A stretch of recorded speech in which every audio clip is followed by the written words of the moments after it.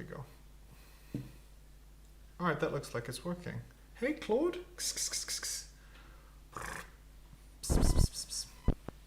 Say hello to all the fine people at home. Wow. You're such a cutie pie.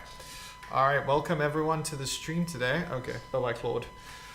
And today we are... First, I need to check if all of this stuff is working. Let's see. Hey, we're up and running. Now I just need to rename the stream so it makes sense and it's not completely illogical. Edits. All right, let's change it to Carlsen versus Gukesh.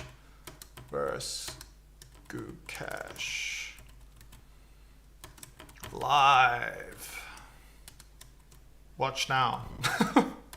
That's a bit stupid, but okay. All right, there we go. That looks good. I think that's okay.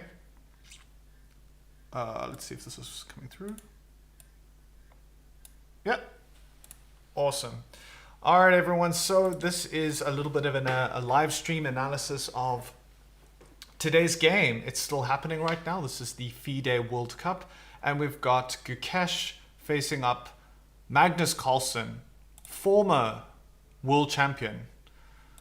Not anymore though, but of course he's still the greatest player probably ever. And we have a really weird opening, so let me just kind of bring you guys up to speed. We have the London system that Gukesh opts for with white pieces, but then Gukesh plays this like really weird F3 move, which signals his intentions of wanting to play E4, obviously. That's like the whole point of F3. I always remember like you should never play F3. What are you doing playing F3? But of course, when you're like a super grandmaster, you have all of this worked out. You know what's what. And he goes for F3 and Carlsen responds by putting his bishop on B7 and then pushing E6. And now we eventually get the E4 move from Gukesh and Carlsen responds with A6 and then queen to D2. And what's quite interesting about this position, this is live right now, this is what we have. And what's really interesting here is that Gukesh hasn't developed any of his pieces on the king side and has just sort of opted for more control of the center, which I find really fascinating. And I think that... Okay, so we just have a move. What's the move? D5. Okay, so Carlsen plays D5 and...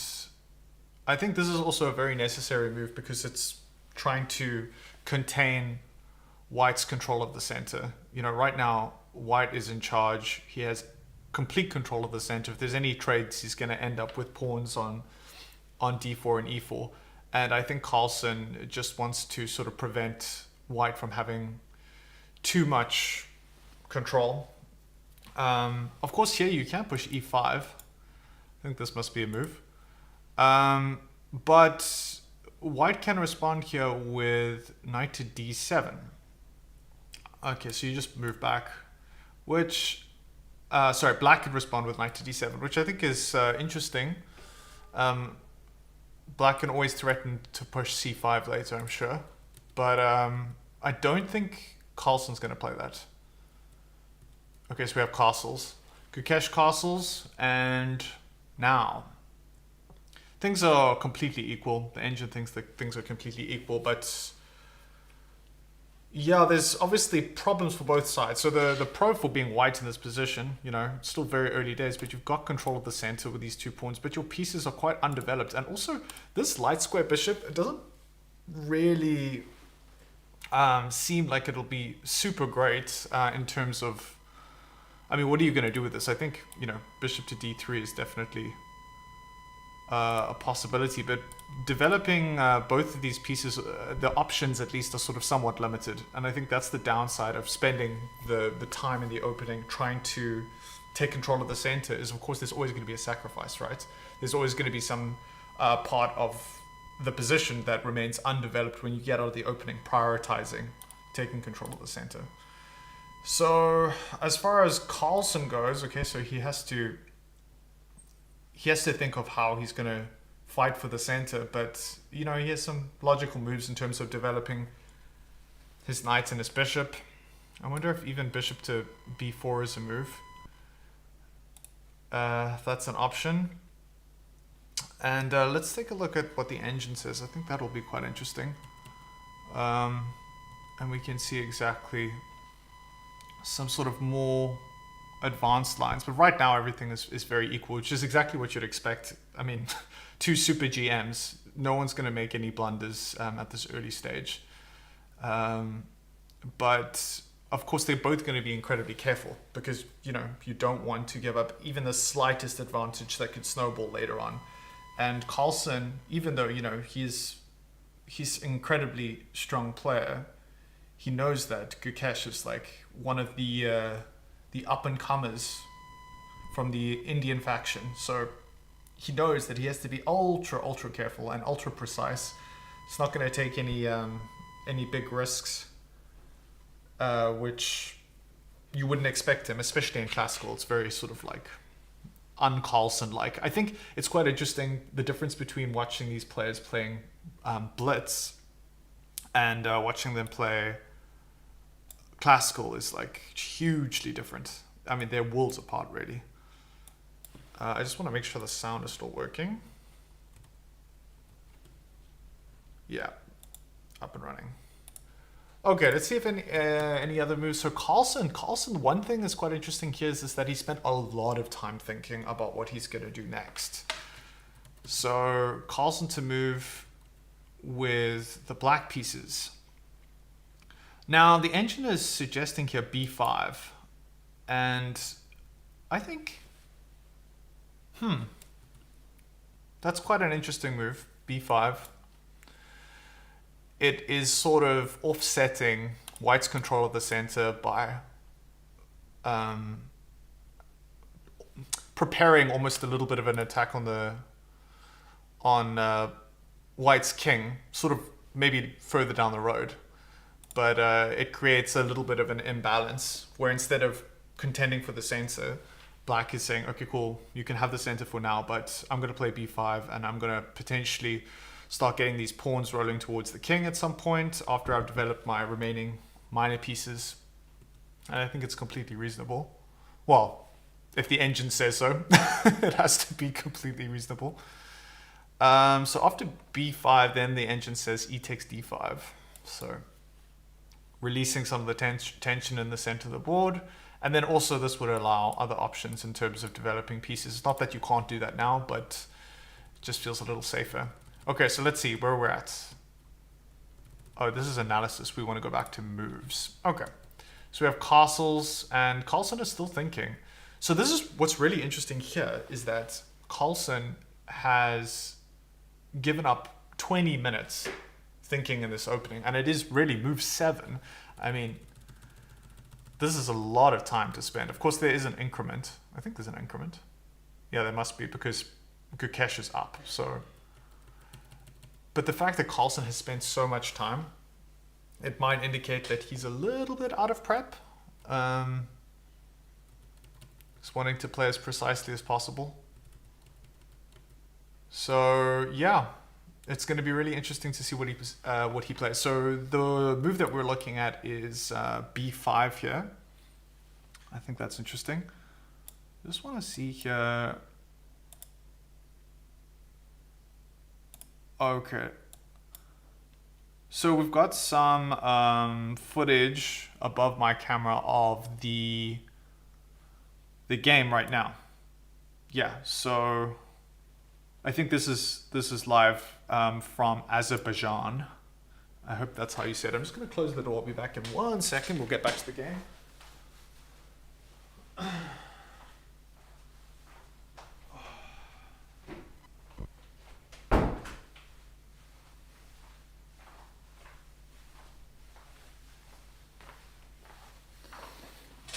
Okay, let's see how we're doing.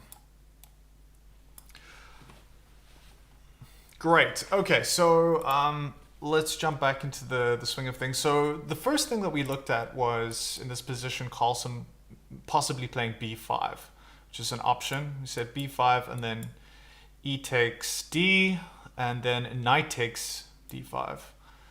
And this is kind of interesting because you have to decide, what are you going to do? You're going to hold on to this bishop or this knight. Definitely don't want to get rid of the bishop, so you probably take, and then queen takes. But again, this is kind of this is pretty equal, and it's sort of somewhat neutralized White's dominant center, and also the fact that there's control on the light squares over here. Now, having played f3, Gukesh is looking actually like that. For the first time in history, f3 might have been a reasonable move. Hey, kitty, come here. Come. Okay, I think we have a move. All right, let's go back to the move. Sorry, I'm trying to lure my cat onto my lap. Oh, we don't have a move. Okay. Come, Claude. Yes, come, kitty. Yes. Everyone say hi to Claude. Claude is spelled not like a human who would be named Claude, but CLAW apostrophe D. It's a really stupid pun. But Claude is very cute. Hey, Pickle. Yeah, this thing is a bit of a terror at nighttime, but he's a lot of fun. Hey, say hello to all the people at home. Okay, back to the game. You don't know me. Hey, lol. You're right, I don't know you. But welcome to the stream. Welcome to the chat. Welcome to everyone who's watching. We are looking at the Carlsen Gukesh game, which is dead equal, as you can see right now. But Carlsen has been in the think tank for some time, hasn't he, Claude? He's been thinking for a long time. And I'm kind of curious of what he's thinking about. Wait, did he move now? Hold on. No, he hasn't moved. Of course he hasn't moved. That's why his clock's still running. So let's go back to the analysis. So move one that we were looking at was b5. b5 is fine. And then the other one is bishop to e7, which is a completely logical developmental move. But, you know, I think the one problem, I mean, the engine says it's perfectly fine, but you still aren't really dealing much with the center, which I suppose is fine. I think if I was playing a blitz game, I'd just push e5, and this actually wouldn't be that great, because after knight to d7, black's position is like a spring that's ready to like completely pop after playing something like c5. I guess you have to play c5, and once you play c5, white's temporary control of the center is just kind of crumbling. It's not going to do much. So yeah, those are the two moves the engine suggests: b5 or bishop to e7. Claude, you crazy cat. It's like burying his head into my armpit. Are you insane? Oh my gosh. So yeah, okay, so I think, so maybe bishop to e7 is perfectly reasonable. Got two undeveloped minor pieces that need to get out. The knight can come out. I wonder, how is this that big of a deal, playing knight to c6? How can you respond with, what can you do here? Knight g to e2. Okay, so you just carry on developing. But I think here's the problem. Here's the problem with maybe knight to c6 is this idea of like whoosh, breaking through with the c pawn. Oh my gosh, Claude, you mad creature. Okay, I might need to get rid of this cat in a sec. But this, yeah, this c pawn push is not really an option. Obviously, if the knight is on c6. So, do we have a move?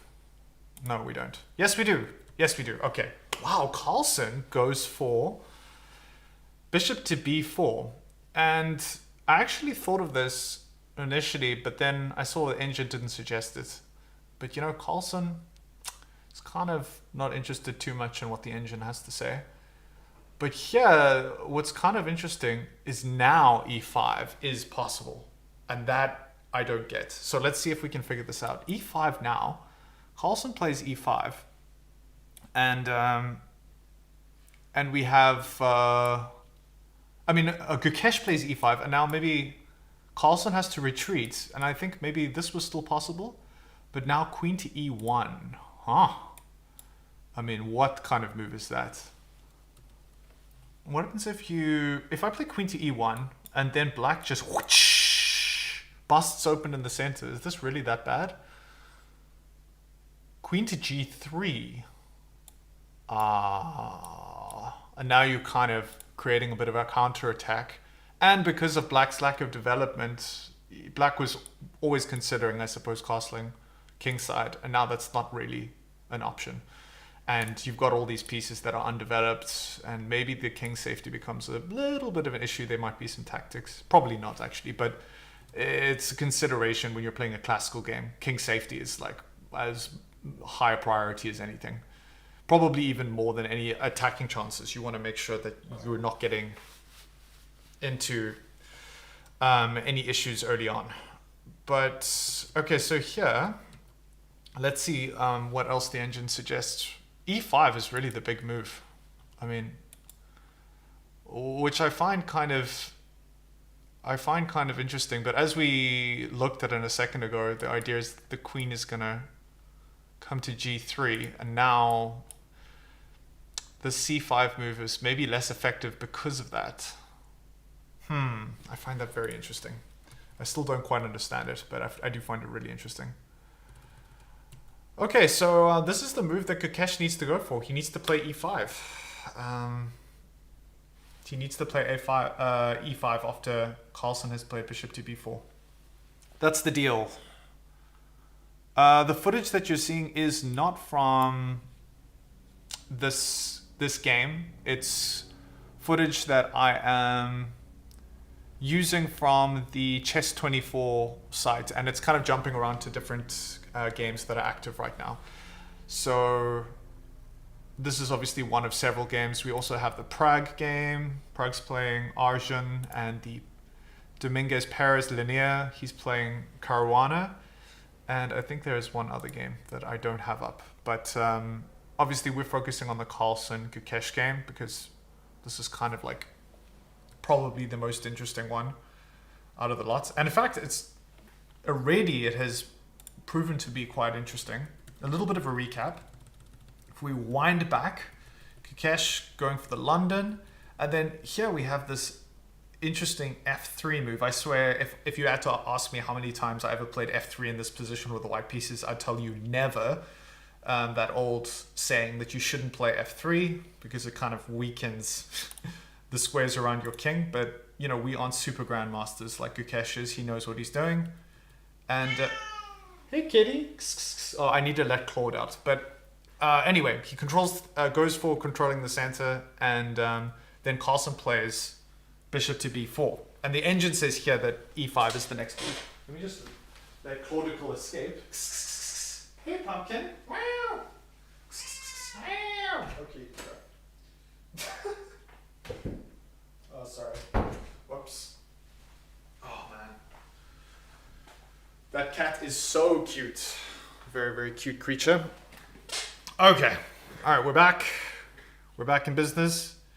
And yeah, so we have this bishop to B4 idea, and then yeah, and now E5. E5 is the next move. Other options, A3, is to try and deal with the bishop situation, and see what happens after you play A3. What are you going to do? You're going to take, you're going to retreat, and after this exchange, things are completely equal.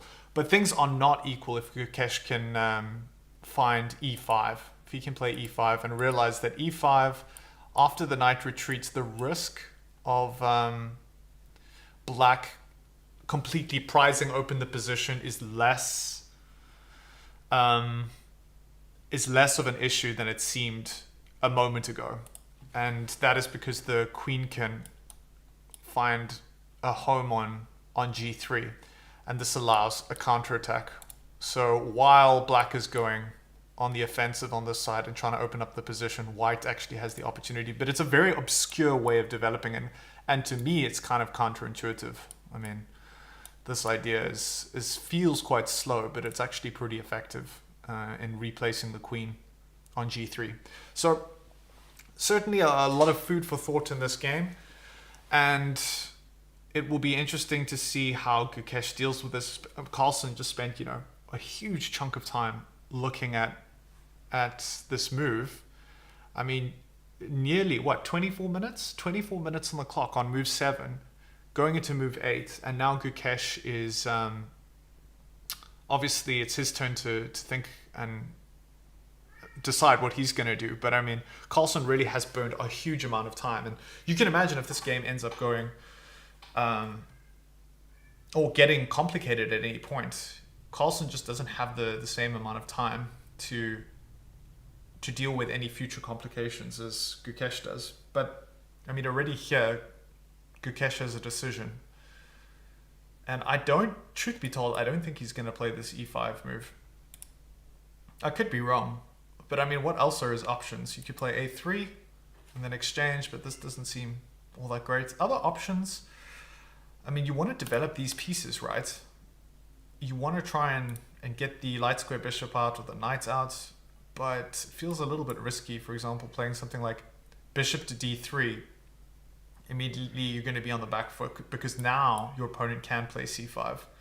So I think it's kind of like either you're going to play e5 and then sort of decide what you're going to do next, either moving the queen across to g3 or finding some other way to sort of hold the center. If they do play c5, which is kind of inevitable if Carlsen does play c5. So let's see if we've got any more new moves on the board. Nope, nothing yet. So it would be kind of an instructive thing to just to look at these lines in detail. So say in this position, you play, you push e5, which is the best move. Knight f to d7. Obviously, the knight has to retreat because it's under fire. And now queen to e1 is the only way for white to kind of continue holding on to this position. And the threat of c5 is not as serious as it was if Carlsen hadn't played bishop to b4. And that is because if you push c5 right now, queen to g3, and g6. What? g6. Okay, yeah, that actually is kind of a logical move, but it's an ugly move because now there's this major hole in the light squares around the king. The king has almost decided with certainty, black's king, that it's not going to castle over here because of all sorts of horrible attacks that are coming your way. But the alternative of castling on the queen side, black is pretty far away from that, and that's why in this position white has an edge. Knight c to e2. And this is very interesting. This is super interesting. You're completely controlling the center. Still, you're maintaining control, for example, after takes. Knight takes d4. And this is completely holdable now. And yeah, black just has to try and sort of release his pieces a little bit. It's still unclear though. I don't think it's particularly straightforward. But queen to c7. Claude. Shh. And then here king to b1. Okay. Yeah, and this is very complicated though. This is not super simple. But this is definitely not bad for white, that's for sure. And I think there are a lot of attacking prospects. So now, let's see if there's any move from Gukesh. Nothing. Gukesh is still in the time bank. And Carlsen is probably able to like take a little bit of a breath because here Gukesh at least is giving up some time. Carlsen can really think about what he's going to do. I think it becomes really one-sided, or it's very difficult if you're playing someone and then they're deep into preparation and they're just like blitzing out moves and then you're just continually under pressure because they know, say, from a theoretical point of view, exactly what's happening. And that doesn't seem to be the case here. Otherwise, Gukesh would have played much quicker. So, yeah. Anyway, this is turning out to be just interesting for me personally. I find watching these kind of games and actually really absorbing the positions instead of just playing blitz games online when you just like one move after another and you're not really thinking in depth about what you're doing. Watching these high level games and seeing these players spending so much time on moves in the opening you can imagine whatever you would be thinking if you were playing over the board in a tournament in your local chess club, whatever you would be thinking in the 20 minutes on move 8, you can imagine what they're thinking, what's going through the mind of someone who's 2800. It's like, man, whatever small ideas you were thinking of, they were thinking about that and like maybe 6 or 7 other options, and then like 3 or 4 moves down the line from that. It's like just such a crazy tree of options. And often when you're a lower ranked player like me, for example, you see a few, but you don't see nearly to the same extent that these players do. So, okay, e5 and a3, those are the main ideas that we explored. And I was just curious, is that here, I looked at this idea of, developing this bishop, playing bishop to d3. And now the engine says, now you can play c5. And now you have to really decide what's happening. After this, you're going to try and kick the bishop away. Of course, the bishop, well, I guess the bishop can retreat, but it's best to take. You take with the queen. And then c4. And now, it's really interesting is that white has created this stronghold in the center, but black is completely dominating in a way, because eventually the stronghold is going to kind of crack, and black is going to have a little bit of an edge. Also, there's these pawns that are heading towards white's king. Maybe not immediately, but sort of at some point when the moment is right. And here you just have to... Man, it's e5? Oh, e5. Oh, that's interesting. Okay, I didn't see that. Oh, now the engine's really like figuring out what the heck it's supposed to do. This is where things get quite complicated, because there's multiple options. C takes D. Okay, takes... And now e takes f. Okay, queen takes c2. Oh, no. What? Queen takes f6. Okay. And now queen to c7. Yeah, this is like insanely sharp. And I don't think this is a line that either players are particularly interested in playing, truth be told. Even though black does have an edge here. It just feels really... not fun to face this in like a classical game. You want something that's going to be really nice and predictable and safe. But I suppose maybe it's not as bad as it looks. But okay, so that's one possibility. Interesting. But maybe a good reason not to play bishop to d3 is because after c5 here, it looks like black has an opportunity to kind of clamp down on the center. And that was the whole idea of why pushing e5 here is sort of ill-advised. Again, I mentioned this earlier, I would totally do this if I was playing a blitz game. But here, the big problem, of course, is that, c5 is coming. Sorry, e5, and then you're worried because after the knight retreats, c5 is coming. So you have to be very, very careful here in making any committal moves with the pawn. Interesting, very interesting. Okay, we have some live footage from the ladies' game. Denise, good morning from Washington.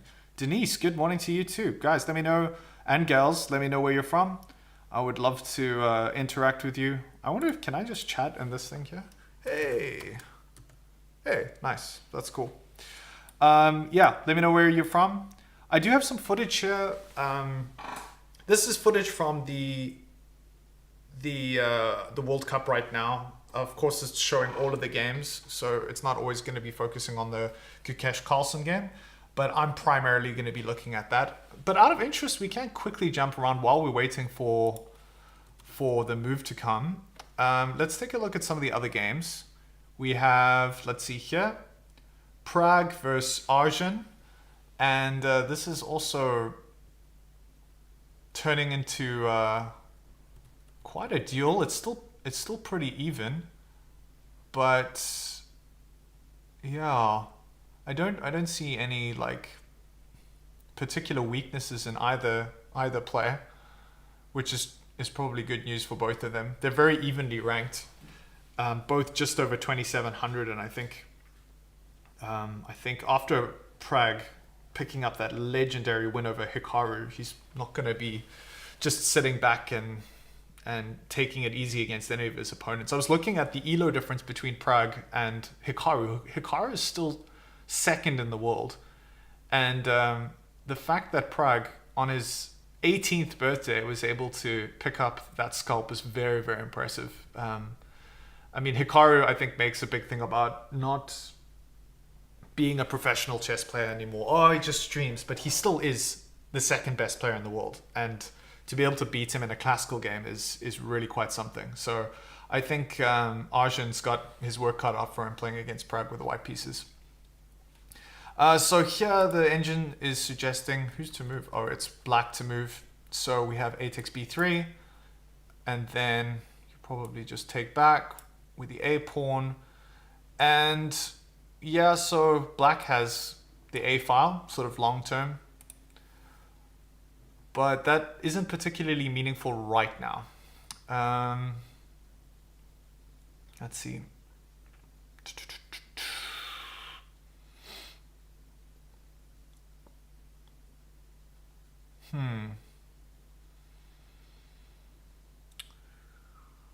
Yeah, I can see why it's equal. But it's tricky. It is tricky to play. Okay, so that's the Prague game. Linear versus Caruana. Yeah, it's quite interesting. It seems that white has a slight edge if white can play b5 or queen to d7. B5. Yeah. Oh, wait, hold on. Oh, it's black to play. If Caruana can play b5. Okay. That's interesting. The engine is liking this move, but it's a little undecided. A takes b, and then rook takes a8. Okay. Queen takes a8. Yeah, it's pretty equal. Queen to c2. Yeah, it's a good square for the queen. It's as central as it can get. And now, rook to c8. Rook to c1. Yeah, still pretty even, actually. Okay, so nothing completely life-changing happening in the other games. Let's head back to the Carlsen Gukesh game, see what's up. Okay, so this is really interesting. That all of that time that Carlsen spent thinking about bishop to b4, I was like, oh my gosh, he's like spent 24 minutes to get to this point. Now Gukesh is just giving all that time back, trying to figure out what his best recourse is in this position. So as a reminder, for those of you who have just joined, the idea in this position before was that you wanted to avoid e5 because the knight can hop back, and then you have like this spring-loaded situation where black is always going to threaten playing c5, kind of like delayed Sicilian kick on the c file, and that's really going to threaten opening up the position. But of course, there are some small differences now, because after Carlsen played this developing move with the pen on the queen, this changes things. And now the engine says you can actually push e5, because after knight comes to d7, the queen can play this very quiet move, queen to e1, and then shuffle across to g3. So for example, queen to e1, now you push c5, but now queen to g3, and now you're threatening to pick up this pawn, and also just there's a little bit more of a general threat that black can no longer castle. And I think this is quite instructive. This is that generally you want to castle your king, generally, and then if both if black and white have castled on opposite sides of the board, then it's kind of like a race that you get often with the Sicilian defense, where black is racing towards white is racing towards black's king, and vice versa. So here, that was probably the plan. Is that if you're going to push c5, you wanted to have all of this material to start throwing towards white's king, and the idea is that you can tuck your king away safely on the king side. But now that's really not an option. You know, if you decided to do something crazy like castles, immediately bishop to h6, This is extremely dicey. In fact, it's so dicey, there's no way to defend the g7 pawn. You just have to push and then give up your rook. So this c5 move, in basically every other situation except with the bishop on b4, it works, it's fine. But now in this particular instance, because of the fact that you can play this quiet move, queen to e1 and then queen to g3, it kind of doesn't work. So the question is, will Gukesh see this? Will he see that he can actually push e5 and pick up a little bit of an advantage? That will be quite interesting to see. So instead of this move, bishop to b4, Carlsen was supposed to play just, bishop to b4. Instead of playing bishop to b4, he was supposed to play b5, according to the engine. And then black needs to make a decision about what he's going to do with the center. It's kind of interesting here. If you push b5, let's just see the notable difference between now pushing e5 if Carlsen had played the correct move, b5. So if you push e5 now and the knight comes back, now say you wanted to go for the same idea, it just wouldn't work because now you can immediately play c5. And if the queen comes to g3, there's like, you're not attacking anything. This doesn't do anything. The g pawn isn't hanging anymore. There's no meaningful threats, and black is just busting through the center. So that is the meaningful difference in Carlsen having played bishop to b4. Let's see if Gukesh has moved. No! Gukesh! Oh, no! I was really hoping he would play e5. No. Heartbreak. Okay. The problem is that a3 is kind of a boring move. So e5 would have been like pretty spectacular. And now I think what we calculated before is just takes and takes. D takes e. d5. Okay, this is interesting. d5? Is this a move? What? This looks bonkers. How is this a move? Knight takes d5. Oh, okay, wait, hold on. But I wouldn't play knight takes d5 because then you can pick up the pawn on g7. What about, I mean, like anything other than knight takes d5? Actually, anything other than knight takes d5 is not good for black. It is good for black. Okay, so what happens if you play here? What's the deal? Bishop takes c7. Oh, idiot, obviously. Bishop takes c7. Oh, okay, so that's the idea. So the c7 pawn is hanging. That's still, according to the engine, is worse than I would have expected it to be. Okay, so you want to take with the knight, and then that way you can defend the pawn. But now this feels a little uncomfortable. After, oh, you can't take because of the pin, and I'm threatening the rook. Okay, and now queen to f6. Ah, okay. Yeah, that's like really pretty nice way of resolving all of the tactics that white has here available. Okay, so that's really unusual, but I think here before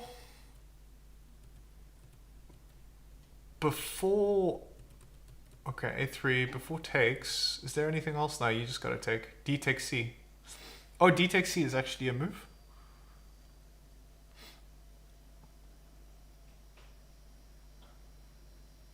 D takes c4.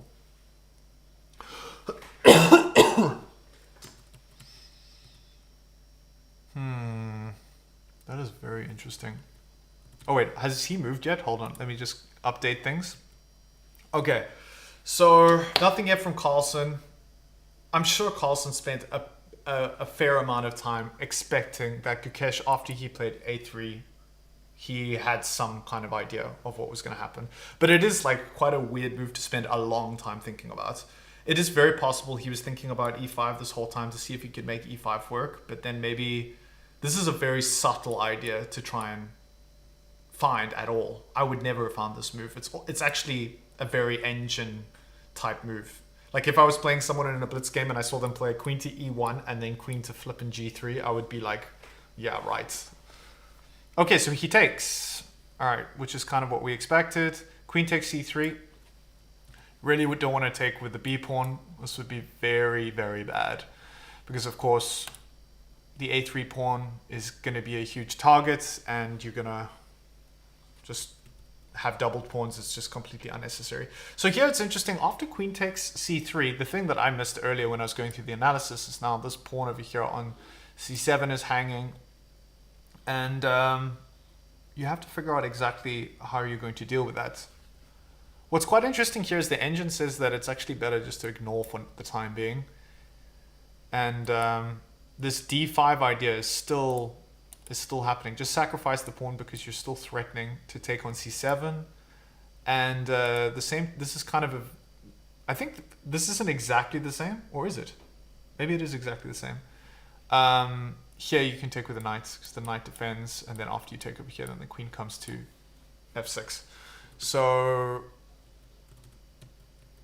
d takes is actually perfectly fine for black. D takes e. Even if but what's quite interesting here is that this is the only continuation except for bishop takes c7. So these are the two options. Either you push this pawn or immediately bishop takes c7. So let's see if you take here. Now what? Queen to d5. Queen to d5. And then king to b1. Yeah, these are all weird moves that I'm not sure I would ever find in a real game. Okay, let's see if we've got anything else on the board. Back to moves. We have takes, and now we have the move that we were looking at. Pawn takes e4. Okay, and now here, this is really interesting. There are two options. You can push d5. Whoops, not like that. Or you can take with the bishop on c7. Both of these are options. And it seems both ways are more or less equal. So, guys and gals, do let me know where you're from in the chat. I'd love to interact with y'all. Fabi is my favorite, Denise says. Yeah, Fabi is great. I really do like Fabi. He has what I call low-key charisma. You know, he's not like the most out there, exciting person, but if you just listen to him speak, he seems like a really cool guy, like someone you could go and grab a cup of coffee with, and he would be quite entertaining. I like him. So, back to this game, Gukesh, Carlsen. Now I think Gukesh is going to go in the time bank again because there are several possibilities. I wonder here, okay, how terrible is this? If you just take, this is probably not great because after knight takes, actually bishop takes e4 is better. Bishop takes e4. And now queen takes c7. And castles. Okay. Yeah, the engine, this is like one of those things where there are several moves and all of them lead to equal positions. I thought maybe there was a problem here with knight takes though. This looks a little interesting. And then just queen to e1, preventing the fork. Yeah, so here, if you take back and then takes and then you do something catastrophically stupid that doesn't involve defending the f2 square, then you're going to be in a lot of trouble because this fork is coming, attacking the rook and the rook. If you did something like this, for example, would not be good. But fortunately, super grandmasters aren't inclined to play moves like that. So the three moves possible. Move number one, which we already looked at, playing d5. If you play d5, it does just look like a random pawn sacrifice. But the idea here is that after knight takes d5, queen takes g7, and then you get this weird way of trading off queens. Claude? Claude, kitty. I'm just trying to check if Claude is outside. Claude is outside. Okay, I just need to let him in. Anyway, the idea is here you trade off queens. And then the other option was bishop takes c7 because that pawn is hanging. Kitty. Wow. Hey, pumpkin. Do you want to come in? Wow. Hello. Hello, pickle. Come here. Do you want to say hi to all the nice people on the stream? Hey? Wow. Everyone say hi to Claude. Claudicus Maximus. Hey, chill. There you go. He gets like super freaked out, and then he sits on my lap, and he's like, everything's fine. Okay, so that was the other option. Bishop takes, and then what happens after this again? Bishop takes, and then, oh, queen to d5. Yeah, queen to d5, and then there's a whole bunch of things that can happen in this position. This is actually better for black, slightly better. But so that was the second option, and then the third option, which I went through like moments ago, was takes. So all of these positions are more or less equal. I think there are one or two that black has a slight edge, but I don't think that we're going to see any of those lines. So let's see if there's been any action on the board. So we've had this move, d5. This is the one that we were looking at, d5. Very counterintuitive move for someone like me who doesn't think about the game of chess at the level that these guys do. But when you spend a little bit of time working out the different options that black and white have, then it makes sense. So, okay, so we have the move, the follow-up. Do we have it? Oh my gosh, did they just blitz them out? Oh, they did. Wow, they just blitzed out the entire line that we looked at. That's incredible. That was all just like the engine, and they just solved the position perfectly, both of them. Okay, so we have exchange of queens. And now this is really interesting. So the c7 pawn is hanging.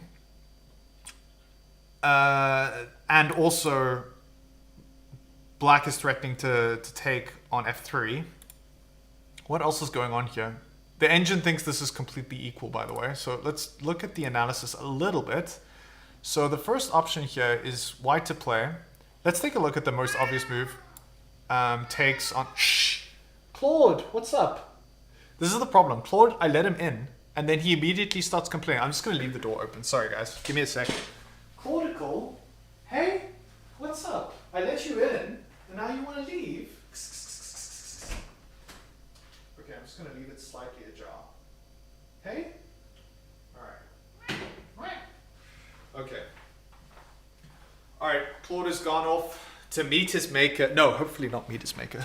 Hopefully go and eat some food downstairs. So, okay, so the move we were looking at is bishop takes. And now you have to be a little bit careful if you're black, because white is threatening some pretty unpleasant things. More than likely you want to get the knight away from, or just develop the knight, because the knight is blocking the rook on a8, which needs to be protecting the d8 square. For example, if you do something like really unremarkable, like a5, now rook to d8, and yeah, this is super bad because you're picking up the rook. So that's not really a great idea. But here, what you need to do is just develop the knights, and then obviously you're cutting off the d file, and then you're also allowing the rook to do a good job of defending the d8 square. If at any point, for example, the knight moves, say, to c5. So that's interesting. Do we have a move on the board yet?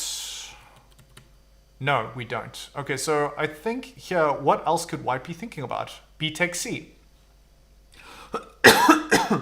Oh, sorry. Bishop takes c7. Oh, I already looked at that. And what? Or bishop to e5. Ah, bishop to e5. That's interesting. Because, of course, there's a pin on the rook. But there's several ways to deal with it. You can play here. Although, is this such a good idea? Knight to d7. I'm not entirely sure if that works. Because if you play knight to d7, now rook takes. And if you take with the knight, king takes is best. You're actually just losing the knight. So this is really bad. So I'm imagining the only other way to defend is king to e7. Oh, it's correct. Okay. But yeah, this is a little dicey. Wow. Okay, so those are the two options that the engine likes: bishop to e5 or bishop takes c7. And now what happens if you take here? Knight b to d7. Don't even take back. That's crazy. It's like it's actually really interesting here, and this is kind of instructive, is that this pawn is so lost. Maybe. Oh, maybe it's not. What happens if you go here? What's the deal? Knight to h5. Knight to h5. And I think knight to h5. Ah, this pawn. Yeah, this pawn's 100% lost. So if you retreat, takes, and yeah, white's doing great. So this pawn, if you take on e4, you don't even need to take back immediately. You can actually just develop the knight. Wow, that's really interesting. But then it's weird. If the knight comes here and I just take, what's the deal now? Rook to c8. Ah. And now there seems to be a lot of bad things happening. Yes, you're up a pawn. But firstly, this pawn is, you're not holding on to this pawn. And you've also just given up the c file. Yeah, okay, I get that. That makes sense. Okay, let's see if we've got another move on the board. Move on the board. Nope. Gukesh is still thinking about what to play. Okay, so f takes is not really ideal. Bishop takes c7 is fine, or bishop to e5 is also fine. Bishop to e5, king here. No. Oh, and now bishop takes c7. It's kind of like an in-between move, eliminating options, because I don't think, black hasn't castled yet. So that's actually kind of a clever way of doing this. This is that after, instead of immediately taking on c7, which is what most people would do in this position, if they weren't going to take on e4, is to throw this in and force black to give up castling rights. Because as we saw earlier, that's the only way that you can defend a knight. You can't defend with knight to d7, because then I can sacrifice the exchange and then pick up a piece. Yeah, we looked at before. So that doesn't work. So what you do is you force black to play king to e7, and then you take the pawn, which feels like you have somehow gained something there by preventing black from castling. Although, to be honest, because we're in an endgame, it is maybe not as meaningful as it would be if it was like 10 moves earlier. Okay, maybe 5 moves earlier, when the queens were still on the board. So it's negligible of an advantage. So, but still interesting. But I think really Gukesh is seriously contemplating what to do about this pawn, the f pawn, whether to take now, whether to wait for Carlsen to take on f3 and then take back with the knight. But then it's kind of awkward because maybe, okay, let's just give black a tempo. Takes. This is a bit awkward. You've got like now this isolated pawn. It's doing a good job now guarding the squares that the knight can go to, but could be a problem later on. But I don't think black is probably going to ever take, or black maybe doesn't want to take because this bishop is so strong. And yeah, it's very much of a muchness. It's quite equal. Okay. So back to the moves. Let's see if we have anything from Gukesh. Okay. So Gukesh finds the idea that we were looking at before. First, bishop to e5, attacking the knight with a pin on the rook on h8, and then forcing black. I think Carlsen's going to spend like 0 time here. There we go. Okay, so all of those moves were just played automatically. So what we were looking at materialized with the help of the all-seeing engine, because I can tell you for sure a big chunk of these moves I would not have noticed, especially earlier when we were looking at this queen to e1, queen to g3 move, which is like way over my head. But this looks interesting. It is still equal. The engine thinks that knight b to d7 is still the best move here, which is a completely logical way of developing the knights, connecting the rooks, all very practical moves. I think you could probably also play here. But now? Oh, is there a tactic here? Oh no, of course you can't do that because in the pawn on e4, that's not a good idea. Yeah, so this is the only way to develop the knight. Otherwise, this pawn. But is it really that bad? Here, takes, and now rook h to c8. Ah, this is exactly the same problem we had earlier. Exactly the same problem we had earlier. That makes sense. Okay. Yeah. So, okay, let's just play this out of curiosity. So takes. You don't want to take with the knight immediately. Well, can you take with the knight immediately? How bad is this? And now, oh, bishop takes b6. Okay, so, but now there's a difference. Is that if you play rook here, now bishop takes b6. And now? Oh, it's also good for white.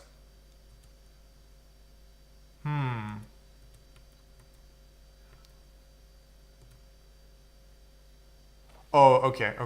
Yes, that makes sense. Okay, so getting the knight to d7, that's the most logical way of developing for black, because you're keeping an eye on the e4 pawn. Flap, that cat has given me like actual... Oh, there you are.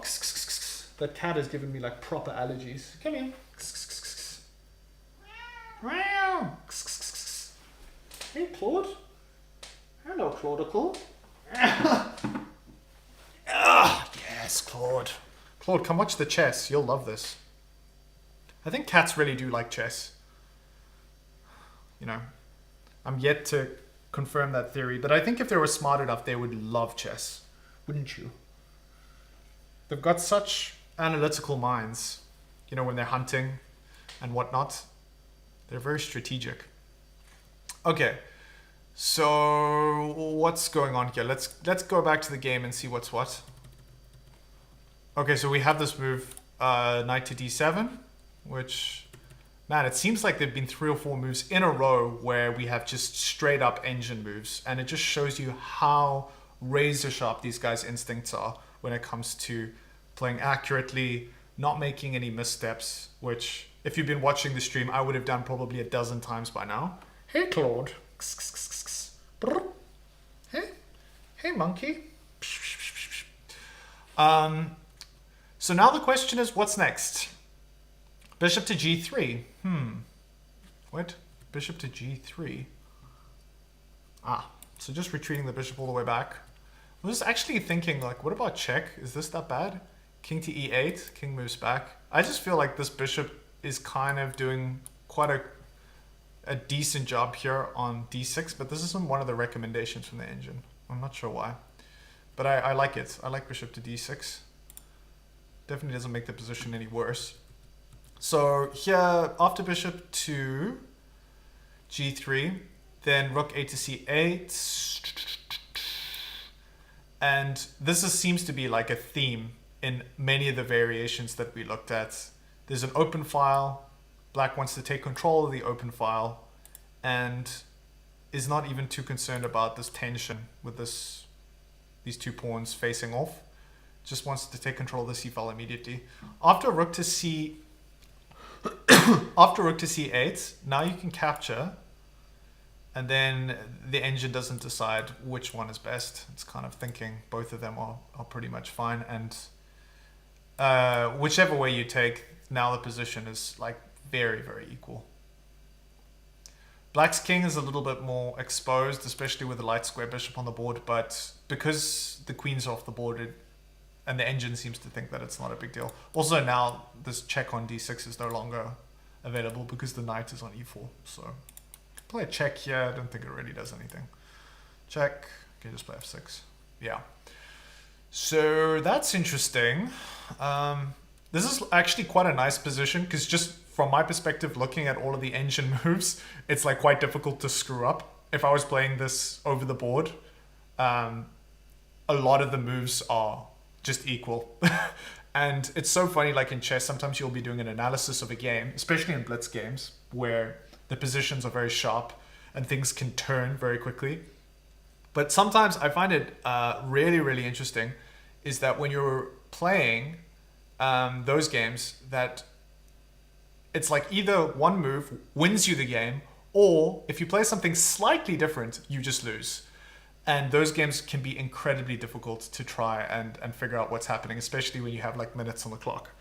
But of course, these guys don't have minutes on the clock. They have, you know, nearly an hour. What's it? Okay, Gukesh has 56 minutes, 57 minutes. And Carlsen has an hour. So they've got plenty of time. And like I said, a lot of the best moves, there's a series of best moves, like 6 moves or something that the engine suggests, and they're all more or less equal. So that's good news for both players, that it's looking like it's not gonna be too difficult for either of them to play. Okay, so we haven't seen anything from Gukesh after Carlsen played knight to d7. Let me spend a little bit of time looking at the comments. Sunny Sharma asks, who will win according to me? If I had to choose a winner from this position, and I'm not going to give draw as an answer because that's very boring. Hey, flippin' Gukesh, this guy's a beast. You know what? I might go out on a limb and I might say Gukesh. I think that it's more likely that Gukesh wins because he's young and full of, I don't know, he's full of all of the things that are required to go in for the kill. He's full of that thing. I don't know what word that is. Aggression, maybe that's it. And Carlsen has that as well, but Carlsen is too sensible to try and force anything. So I don't think Carlsen is going to do anything too crazy, but Gukesh might. That said, right now this position looks a little bit like, I don't know, very, very draw heavy. So, hi from Cape Town. Hey, motivated, that's the word. Thank you, motivated. You think I'm actually an English teacher, so you'd think I'd be able to remember words, but even me, it's hard. English is a hard language. Hey, Claude. Claude say hello to all the fine people at home. Wow. Hey, Claudical. The one thing that I really love about Claude is that his whiskers are like enormous. They are so huge. Okay, we've got to move. No more talk about Claude. We have Rook h to g8. Now that's an interesting move. I don't think we looked at that at all. So after bishop to g3, Carlsen played this. And what's quite interesting here is that we're talking a lot about Rook a to c8, taking control of the c file. But of course, there's another file that is semi-open, and that's the g file. And this is a completely reasonable move, trying to activate the 2 rooks. They're doing a fantastic job because they're connected, which is good. But now, to do as great a job as they can possibly do, you want to get the rooks on the open files. And you can see the C file and the G file are the 2 open files. So I have no doubt that Carlsen is going to think about playing Rook A to C8 soon. In the near future, that'll be on his horizon of developmental moves. So yeah, this is all quite interesting. Claude, lol, that's it. Great name for a cat. Yeah, I didn't even choose it, which is sad. I feel like I'm sad that I didn't have the creative thought of naming Claude with an apostrophe. Okay, let's see how we're doing. I just want to look at some of the best responses here. I still want to play this move now. Before we were talking about having the knight on e4, and that would prevent bishop to d6. But now, I mean, bishop to e6, is this like the worst move ever? I don't think so. Oh wait, hold on. Let's just play it. King to e8. And, or maybe it creates some more weakness along this g file. Maybe it's kind of important to have the bishop here. Might mean that you just need to move it back. h4. Ah, okay. Yeah, h4, just trying to get these pawns moving in the general direction of promotion. But, okay, so after h4, then b5. b5, this is the move that Carlsen was supposed to have played a long time ago in the opening. This was the top suggested move. In fact, let's just quickly go back to that moment because this is really interesting. There was a moment here that Gukesh could have gained a serious advantage. After Carlsen played bishop to b4, so he played bishop to b4, instead of playing bishop to b4, he should have played b5. So after bishop to b4, what Gukesh missed is that he actually had queen to e1. Oh, no, sorry. He could have played e5 first, then after knight to d7, then queen to e1. And now, the whole problem that you find a lot with these types of positions is that black is going to jump into the center and play c5. But now that isn't really a possibility because after c5, white can play queen to g3, threatening this pawn and also completely preventing black from castling, which is very against, it's kind of like against the whole point of attacking on one side. If you attack on one side, you want to castle on the other side.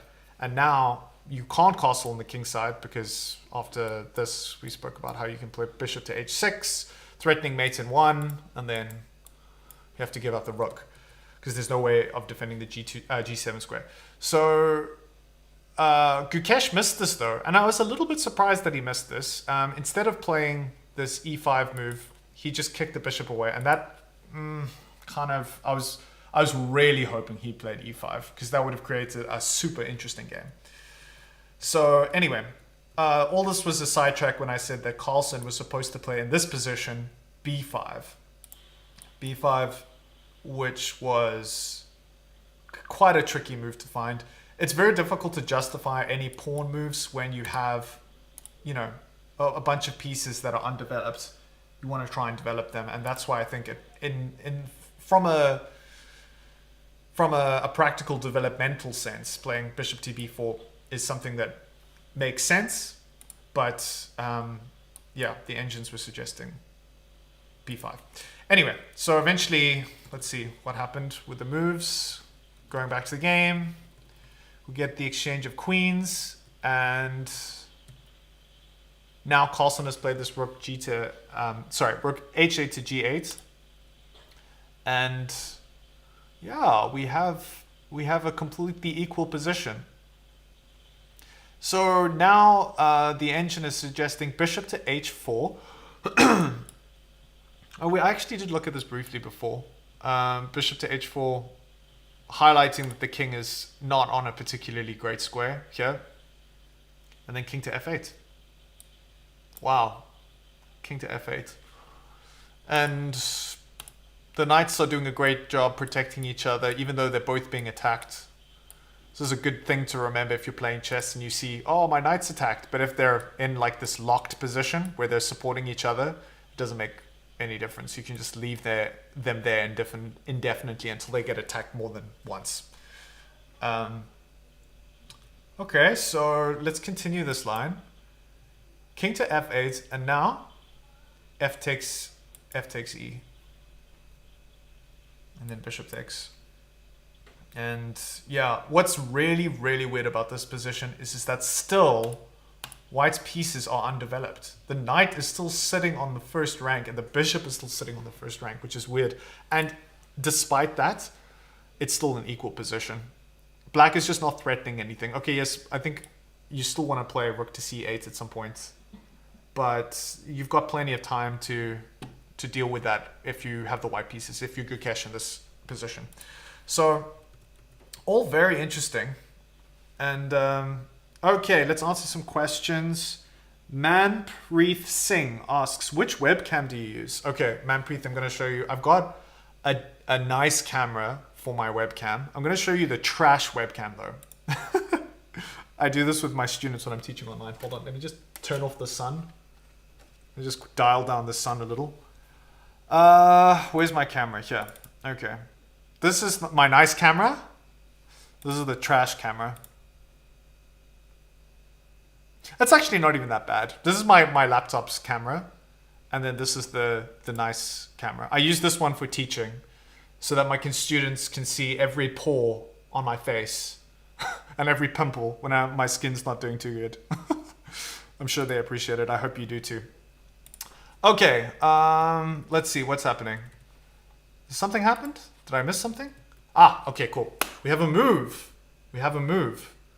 And this moves the needle. This last move moves the needle just a little bit in Carlsen's favor. Okay, Gukesh plays bishop to e2. This was not on any of the recommended moves that the engine suggested. Does make a lot of sense. This pawn is attacking the f3 pawn, and if there's an exchange here, you can, for example, you can either take with the bishop or the knight. If you take with the bishop, you just maybe exchange, takes.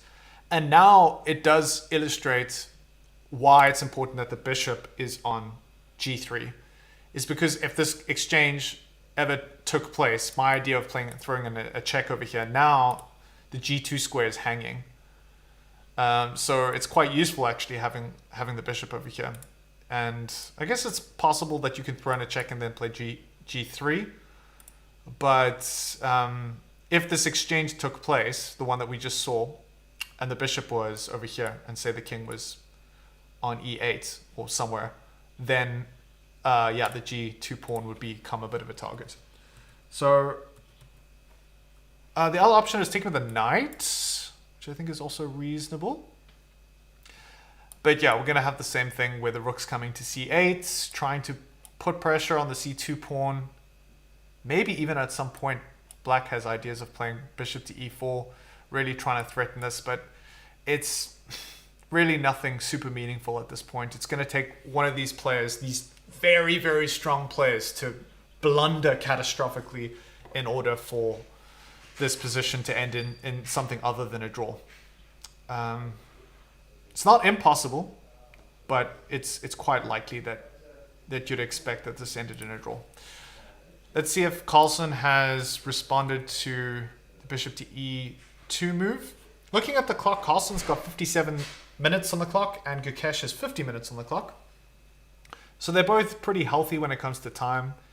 And also in terms of calculating, it's not like extremely demanding, this position.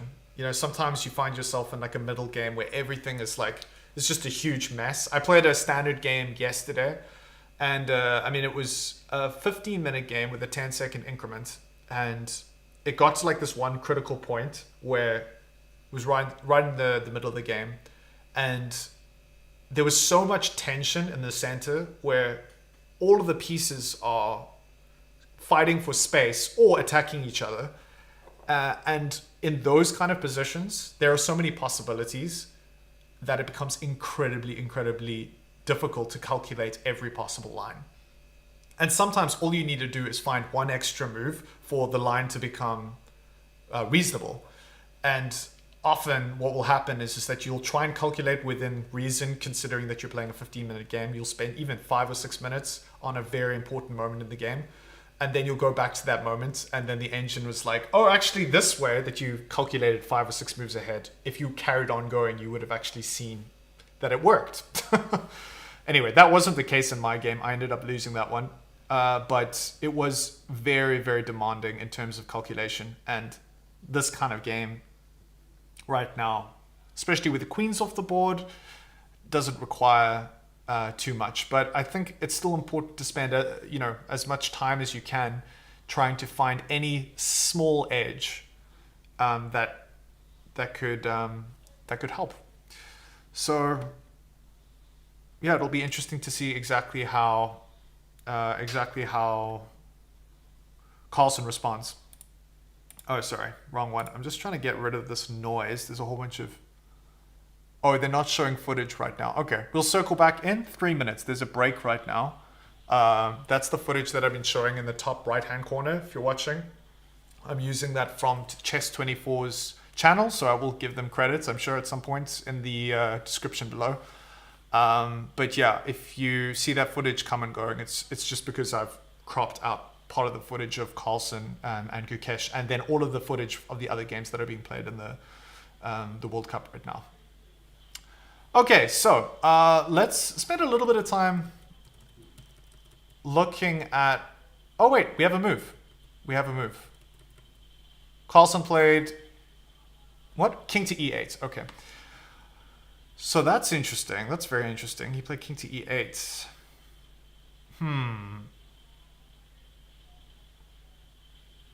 Whoa, this is really weird.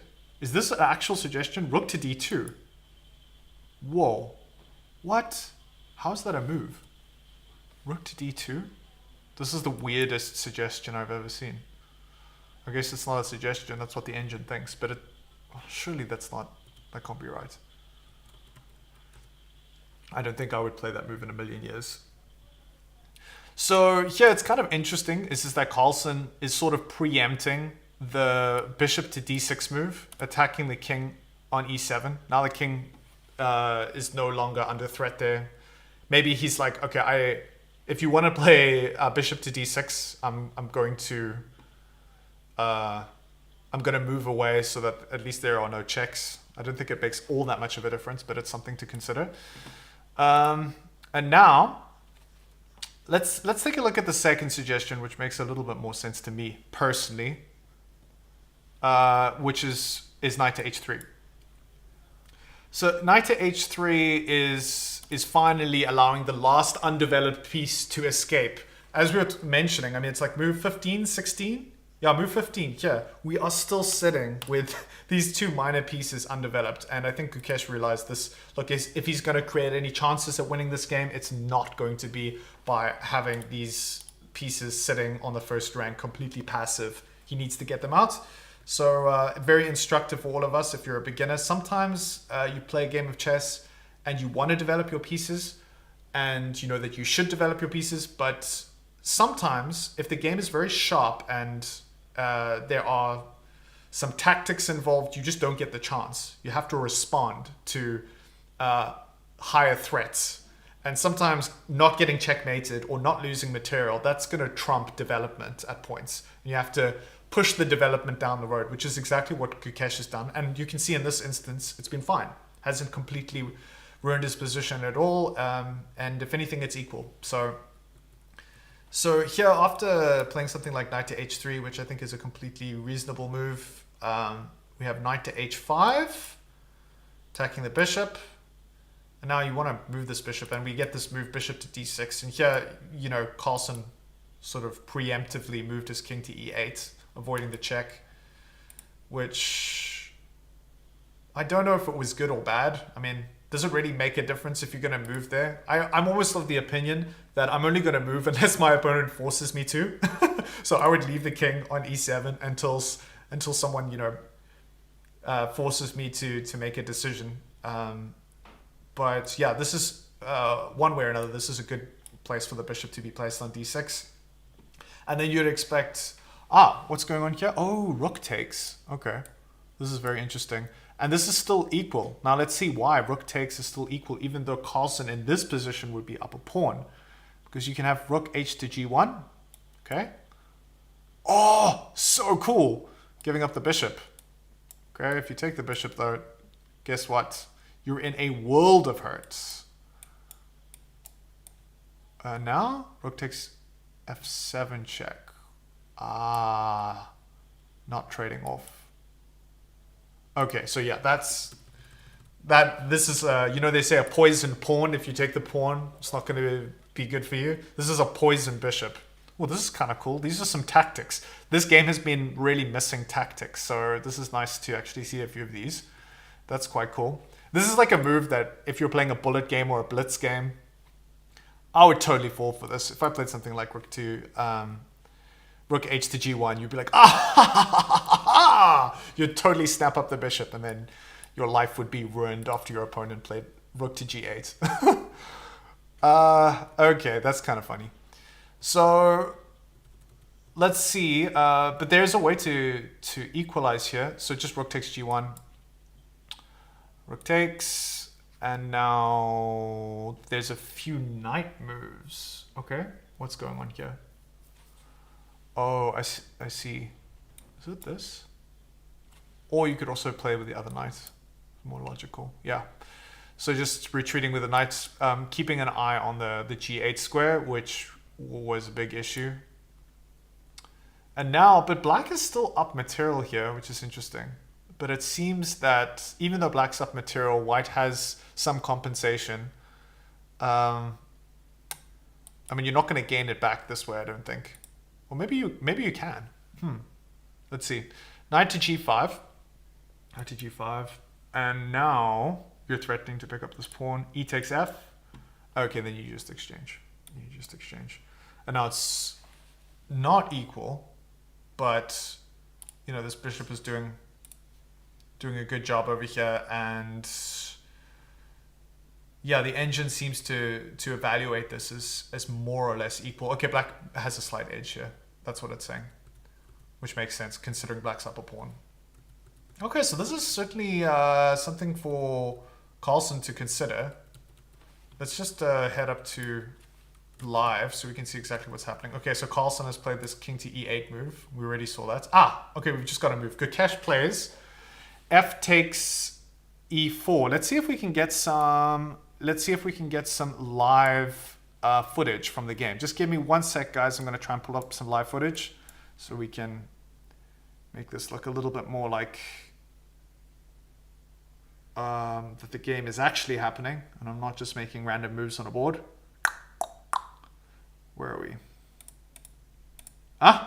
There we go. Okay, that'll do. That's something. Oh, this is, yeah, that's Carlsen. Okay, so this is Carlsen and Gukesh right now. As camera's on Carlsen's face. Okay, cool. All right, so we've got a move. Let's see. The move is f takes e. All right, and now the top engine move here is knight takes e4. Knight takes e4, which is interesting, and then bishop to f3. And now, yeah, there's a little bit of a pin here.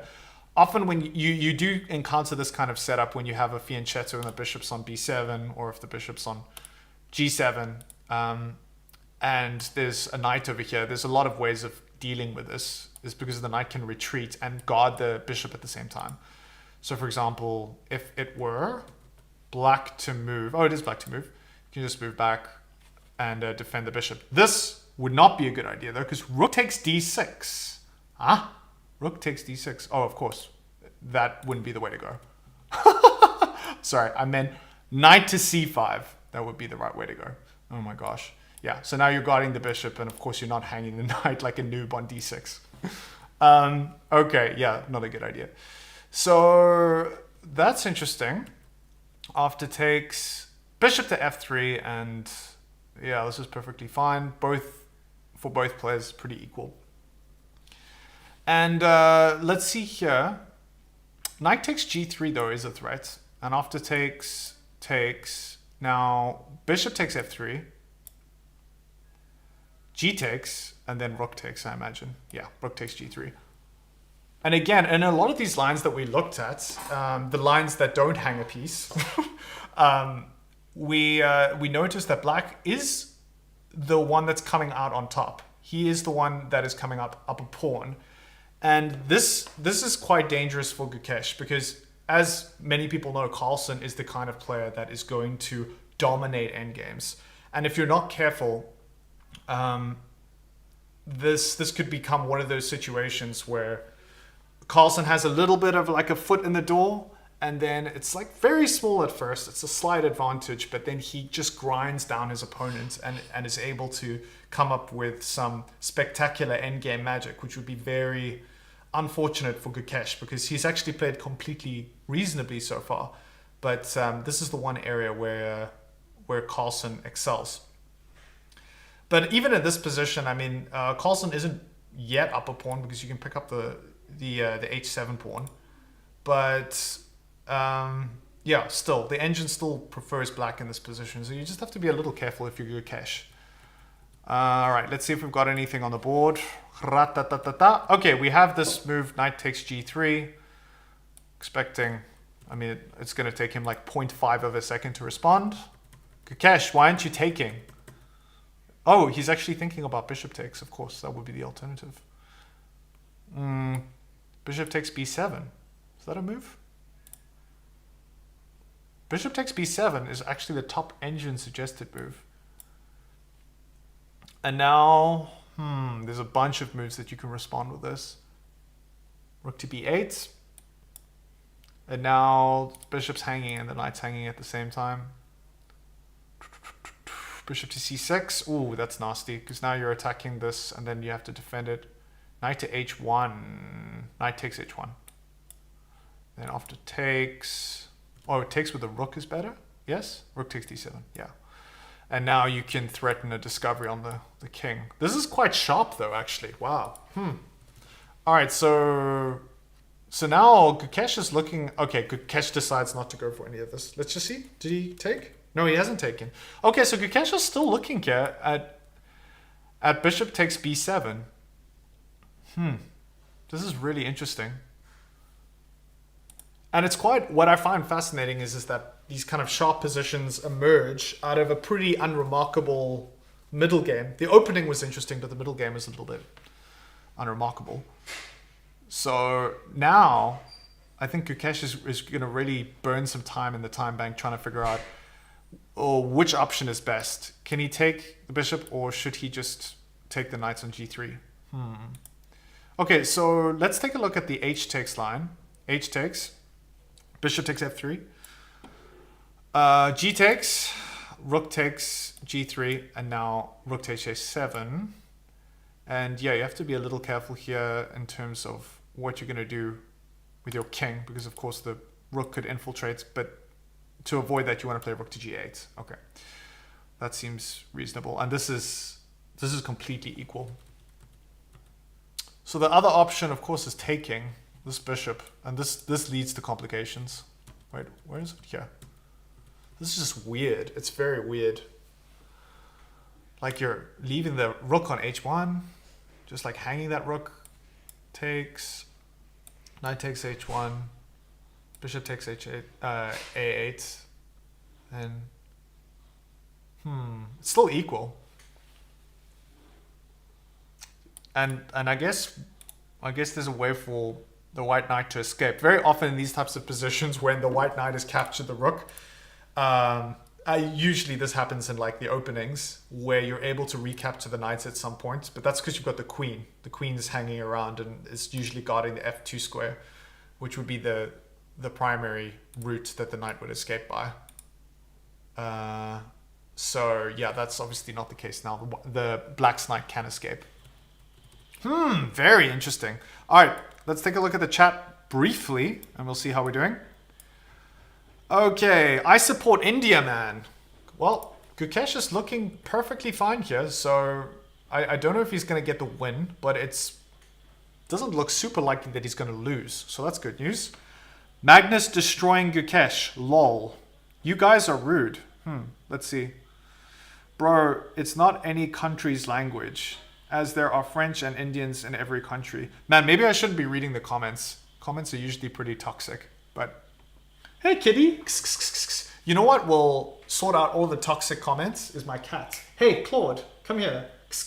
Claude. Come say hi to all of the cool people at home watching chess. Hey, Pumpkin. Yes, you're such a cutie pie. Guys, check out my cats. Well, it's not my cat technically, but it's our family's cat. Reading the comments was a blunder. Absolutely. Guys, look at this cat. This cat is not a blunder. This is like the finest mammal on earth. Hey, Pumpkin. You're such a cutie pie. All right, so just to catch you up, we had like the craziest or like a weird London to start this game. Gukesh going for the London system. But then he played f3. Like there's that old adage, don't ever play f3. Gukesh was like, screw that. I'm going to play f3. I don't care about f3. I know more opening theory than you do. I'm going to play f3 against the world champion, ex-world champion. Hey, wow. Okay. So he played f3. And the whole point was trying to fight for the center, which was pretty cool. And then there's just this one critical moment that I've gone through like a million times. Bishop to b4. This was Gukesh's one opportunity to try and like put pressure and clamp down on the center. Play e5. And e5 you usually don't want to play because black can bust through the center and play c5 after the knight retreats. And usually that would be a problem, but here we discussed how the queen can get to g3, attacking the g7 square and preventing black from castling. And that was Gukesh's one opportunity in the opening to try and get a little bit of an advantage. But he didn't play that. Instead, he played a3.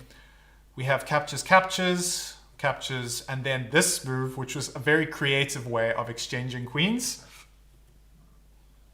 Excuse me. Queen picks up the g7 pawn, And then they have to trade off queens here because, yeah, the queen is preventing... sorry, black's queen is preventing the white queen from picking up the rook on h8. So you just exchange, and yeah, now we are in this kind of weird middle game, which is very quickly heading towards an endgame. Let's see if there's been any other activity. Ah, okay, so here, Gukesh, we were talking about whether he's going to take the bishop on b7. He didn't take the bishop. Hey, kitty. Didn't take the bishop. Instead, he went for the seemingly conservative route of just trading off everything, and now we're going to basically head into a pretty unremarkable endgame, I think. Let's hope for better things. Let's hope that it's going to be a super crazy, insane endgame, but more than likely, you don't expect too much from a position like this. So here, rook takes g3, rook takes, and then king to e7. And now it's kind of interesting, this pawn. What's the deal here with this pawn? So maybe there are better ways of continuing. No, rook takes h7 is the best move here. It's quite interesting here. It seems that black does have a slight advantage. And why is that? Okay, rook retreats because you want to prevent white from infiltrating. And this pawn over here does look a little bit loose. Maybe this is the target. And the reason why black is slightly ahead here, because he has these two connected pawns that might be able to convert if you get the rooks behind both of these pawns and you start marching them down the board. It's possible that, you know, Gukesh has like a huge brain fart, but pretty unlikely, to be honest. Okay, that's interesting. So back to the moves. Oh wow, so this is really interesting. Oh no, nothing's happened yet. Okay, so we just have knight takes f3, and now we're waiting for Carlsen to move. I wonder what Carlsen's thinking about. What's the only other move here? Knight to f6? Not taking this pawn? I guess this is one of those situations where you think, well, you need to like pick up material while you can take material. But he might be wanting to just protect this h-pawn, because maybe this h-pawn can be useful later as well, instead of exchanging. Exchanging. My arrows aren't working. There we go. Exchanging pawns. So maybe he's like, okay, instead of taking, this pawn is more valuable than this pawn. Is that the idea? Probably, because these are doubled pawns. And, you know, this g3 pawn is totally hindering the progress of the g2 pawn. They're just kind of a liability. So even though the engine says takes, maybe Carlsen is thinking that it's better to play knight to f6 guarding the h7 pawn, and then eventually, right, getting round to playing rook to c8. That would make a lot of sense. The rook! That's right. Cat is brilliant. The cat gambit. Now we're talking, guys. I love it. Hey, Claude, do you want to be named after a gambit? Shame, I don't want you to be uncomfortable. The problem is this cat, you pick him up, and then he just becomes like a rag doll. He's just like, is completely uninterested in exerting any effort to try and make himself comfortable. It's up to you. Hey, Claudical. Wow. Oh man, so cute. The only other issue with that cat though is that he molts. There's like fur all over me. It's crazy. The cat's name, Shivam, is Claude, but spelled like this. Claude with an apostrophe D. Legendary creature, this thing. Love him. Yeah, I have to say, I must give credit to my mom. She was the one who found Claude via the internet. And someone was looking to rehome him because he couldn't look after him anymore. So we got Claude and Reiku, which I'll spell like this. Reiku. Those are the two cats. Magnus does black magic using spirits before every tournament. That's why he wins. Otherwise, he is brainless. Wow, that's quite a bold statement. I don't know about that. I don't know if I entirely believe the idea that Magnus is involved in the occult, but, you know, certainly not the craziest thing I've heard. Do we have a move? I think we might. No, Carlsen is really thinking about this. Okay, so these are basically the only two moves. Either knight to f6, guarding the pawn, or knight takes g3. If you do play knight to f6, what is white's response? That's the question. Rook takes g3 is not option anymore. Sorry, rook takes h7 is not an option anymore. Now rook to h6. Huh.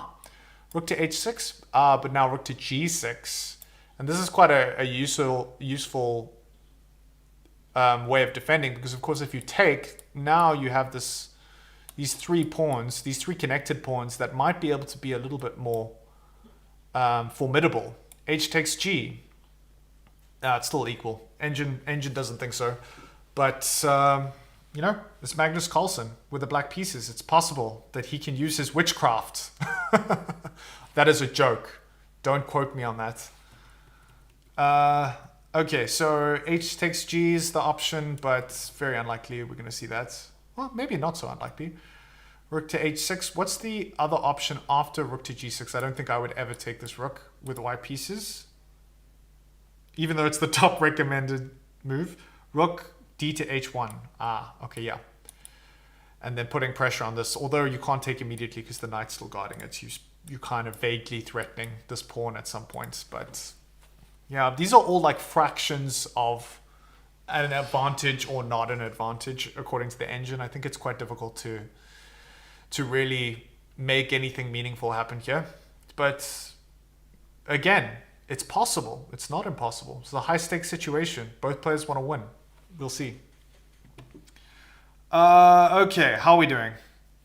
Oh, the monetization on this video is off. That's not smart. I wonder, can I change that? How do I do that? Let's see. Da dun dun dun dun dun dun da. Guys, I don't know. Ah, monetization. Let's turn it on. Sorry. If you're watching this and you suddenly start getting ads, I apologize. That's my fault. I just did that now. You know, guys, gotta earn money somewhere. No, it's you know, it's not for the money. It's just because I always forget when I'm posting videos to put the monetization on. And I only got monetized like, when was it? 3 weeks ago. And up until then, I was just making videos for fun. How about that? Thank you guys. Do remember to smash the subscribe button and do all of that stuff. Okay, but I'm going to stop talking about this because it's boring. Let's get back to the game. Still Carlsen, 47 minutes. Not thinking for this long. For what reason? Those are the two options. Knight to f6 or rook takes g3. What will he do? One of the cool things about watching these games is one of the frustrations I had when I was playing chess, like the turn-based chess on chess.com, is that you play a move and then you have to wait for like a day to find out what your opponent's going to do. I'm not interested in that. I don't like that style of play. I understand that a lot of people like that and I respect that. I think that's cool. But one of the things that I really enjoy about watching these high-level games is that you can wait a little bit and see a high-level move on the board. You don't have to wait like a day for your opponent to make a move or to see what the outcome of the game will be.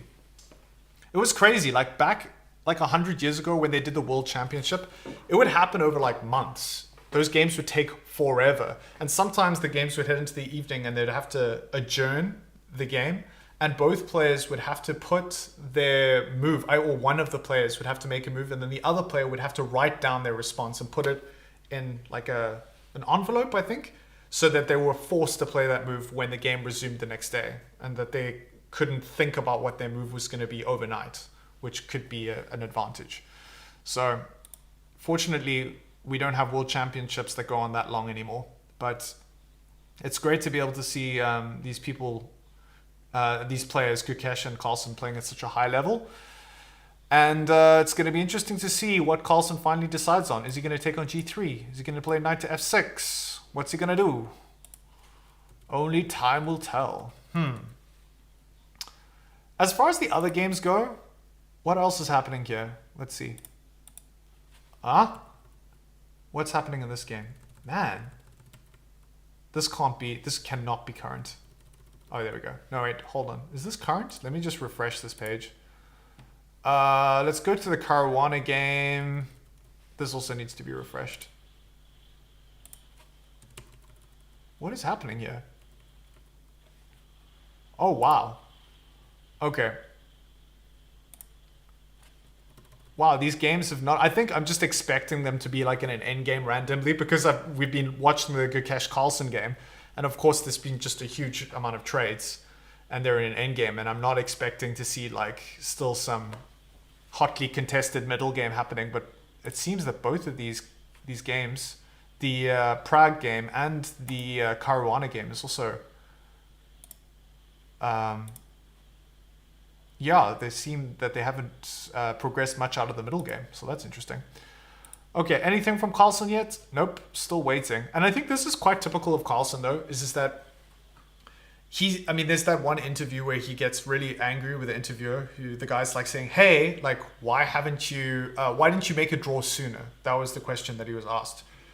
And you could see he got really irritated by it. He was like, well, I'm trying to, provoke some response from my opponent. Of course, I'm not just going to give up.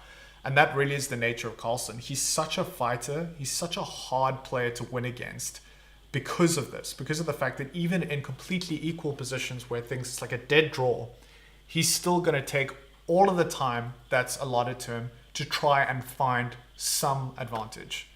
And this is, I think, an absolute necessity if you're going to be a top player, is that you can't have any part of you that is happy with the draw, let's say. You should always be striving for more than that, which is very good, I think, even if you're a beginner, is that you should always be striving to try and win your games. Of course, there's moments where you have to realize that a draw is a fantastic result, but I think to have that killer instinct of wanting to win, that's really important. And I think that is going to really be the decider amongst the Indian generation that are coming up, like Gukesh and Prague and Vidit. Which one of them will have that killer instinct? It's going to be interesting. It's going to be very interesting. Oh, okay, let's take a look at some of the comments. Me who uses premium. Claude, come say hi to all of the folks at home. Come here. I'm trying to lure Claude onto my lap. Come, kitty. Meow. Oh, man. Come here. Meow. Say hi to all the people at home watching the chess. Magnus Carlsen versus Gukesh. Classic matchup. Careful. Claude. Sorry, guys. Okay. Still waiting for Carlsen to decide where he's going to play knight to f6 or if he's going to take the pawn on g3. Hey? Is he going to take the pawn on g3?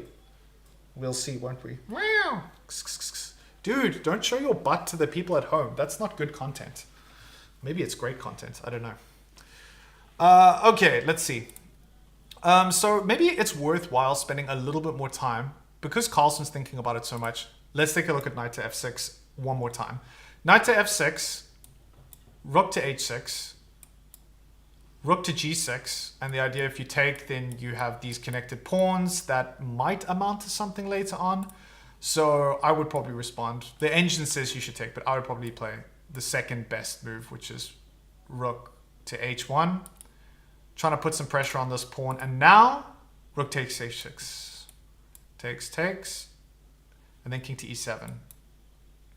King to e7's a very logical move because earlier, of course, we had the bishop that was eyeballing the d6 square with the support of the knight. I think the knight was on e4 earlier, was it? But no, let me just see. What was the deal here? Oh, the rook. Sorry, the rook was on d1, supporting the bishop on d6. So that was a threat. Let me just quickly go back to where we were. Hold on one sec. Knight to f6, rook to h6, and then rook to h1, rook to g6, and then rook to h1. And now takes, and then king to e7. Okay, so before the bishop was coming to d6 with the rook on d1, that's no longer a concern. And you just allow this rook to completely control the 8th rank. And basically, black is doing perfectly fine here. All of black's pieces are protected. The king's doing a great job. And if anyone has some weaknesses, yes, white has the majority of pawns on on the A, B, and C file, but these double pawns might become a bit of a problem. For example, this knight at some point might want to play knight to e4, attacking, and yeah, you can defend, but it might become more of an issue once black activates this rook. So, and also gets these pawns running. So these are some things to think about. Of course, you can't play knight to e4 now because this h pawn hangs, so that's a problem. But you know, black has plenty of time to maneuver his pieces around. So in a position like this, you probably would prefer to be, or definitely would prefer to be, Magnus Carlsen with the black pieces. Okay, Christian Magola. I'm rooting for Magnus. Young Carlsen beat Fishy Anand in the World Chess Championship. Now in the World Cup, young Indian Gukesh could beat old Magnus. That will happen in quarterfinals. Oof, interesting. We'll see if that materializes, won't we? Okay, let's see if Carlsen's still thinking. How long has he been spent thinking about this move? I wonder. Isn't there like a shot clock? Not a shot clock, but like how long have they been thinking about each move? Oh, here we can see it. No? We can't. Okay. Ah, so we have a move, finally.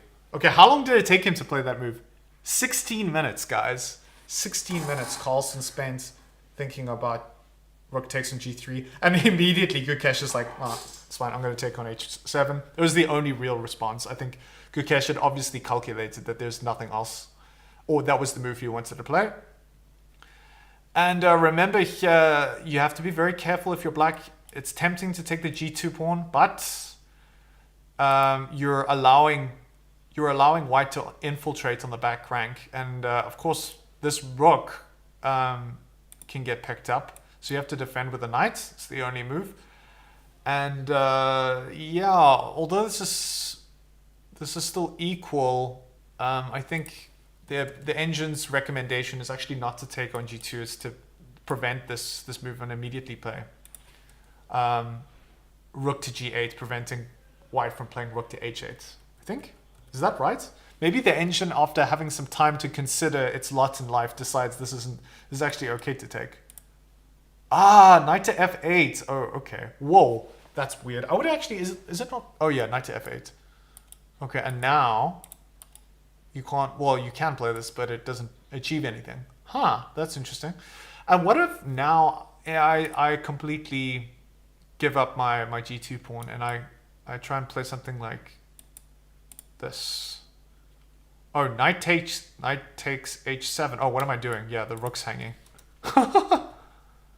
For some reason, I thought that I already played this. Yeah. So you have to play this first. But then, of course, there's no threat. Oh my gosh. There's a big reason why I'm not playing in the World Cup. Okay, so that's the one option. The other option is king to e7. Guys, I think my brain is fried from all the chess. Sheesh. Okay, so that's what he plays. Carlsen plays king to e7.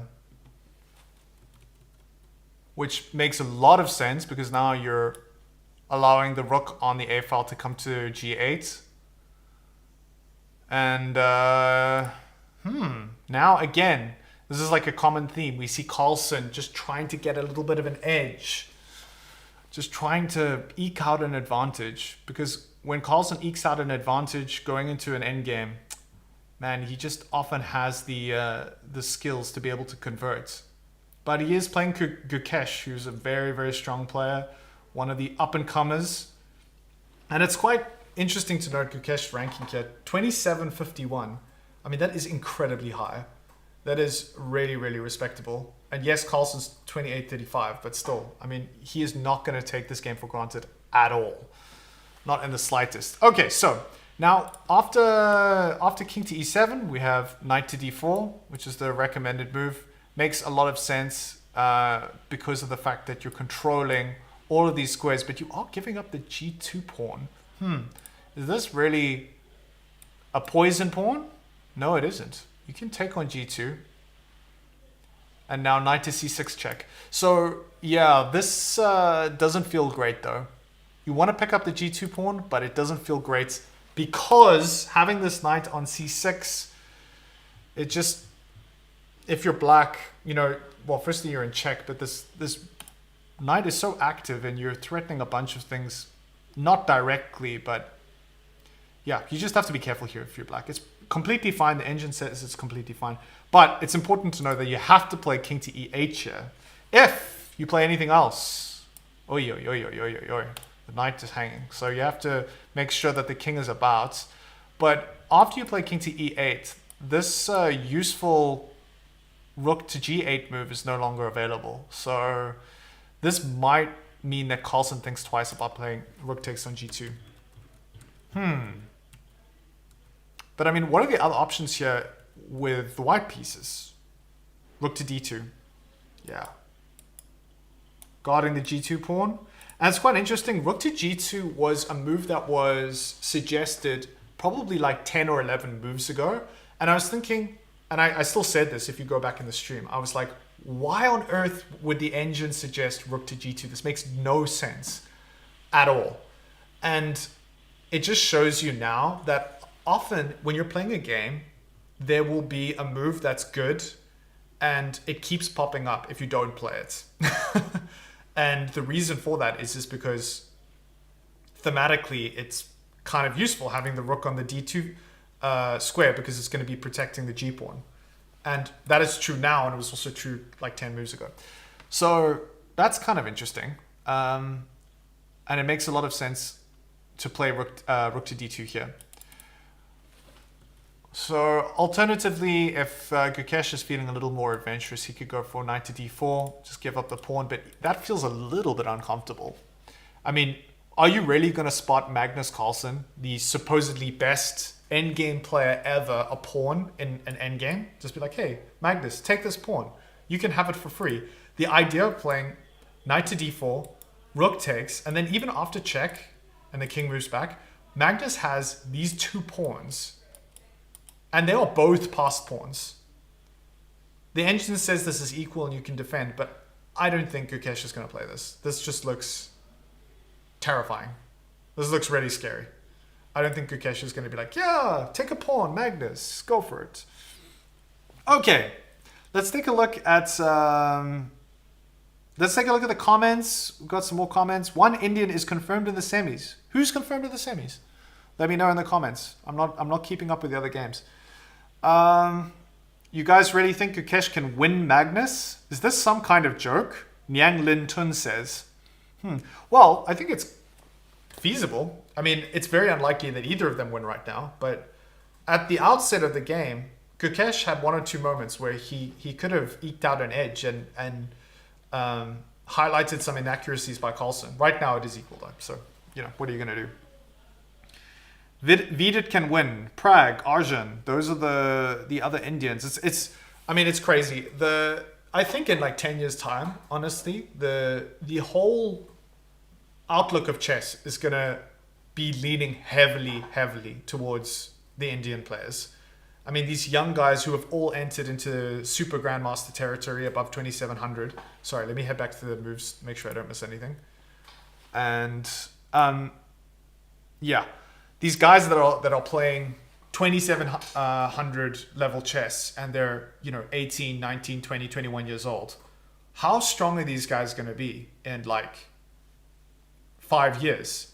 I mean, the Indians have already shown with Anand that they have longevity. I mean, Anand has been playing at an incredibly high level for like how long? Like 20 years, 25 years, more than. So the idea that there are like 3 or 4 more Anands that are entering into elite chess is kind of terrifying. I remember, I think a few years ago, it was like 5-10 years ago, where there were some really strong Chinese players. They were saying, oh, the Chinese players, they're going to come in, they're going to dominate the game. But that hasn't seemed to have happened in the same way that people expected. Not to say that there aren't incredible Chinese players like, Ding, but in terms of like volume, like lots and lots of players from China entering into the elite game. Not in the same way right now that we have with India. So it's going to be interesting. Going to be super interesting. Okay, back to the game. No ways! Oh my gosh. What? Gukesh played flippin' knight to d4. It was like sitting on the board in front of me. I didn't even notice it. That is nuts. I was like, there's no ways he's going to play knight to d4.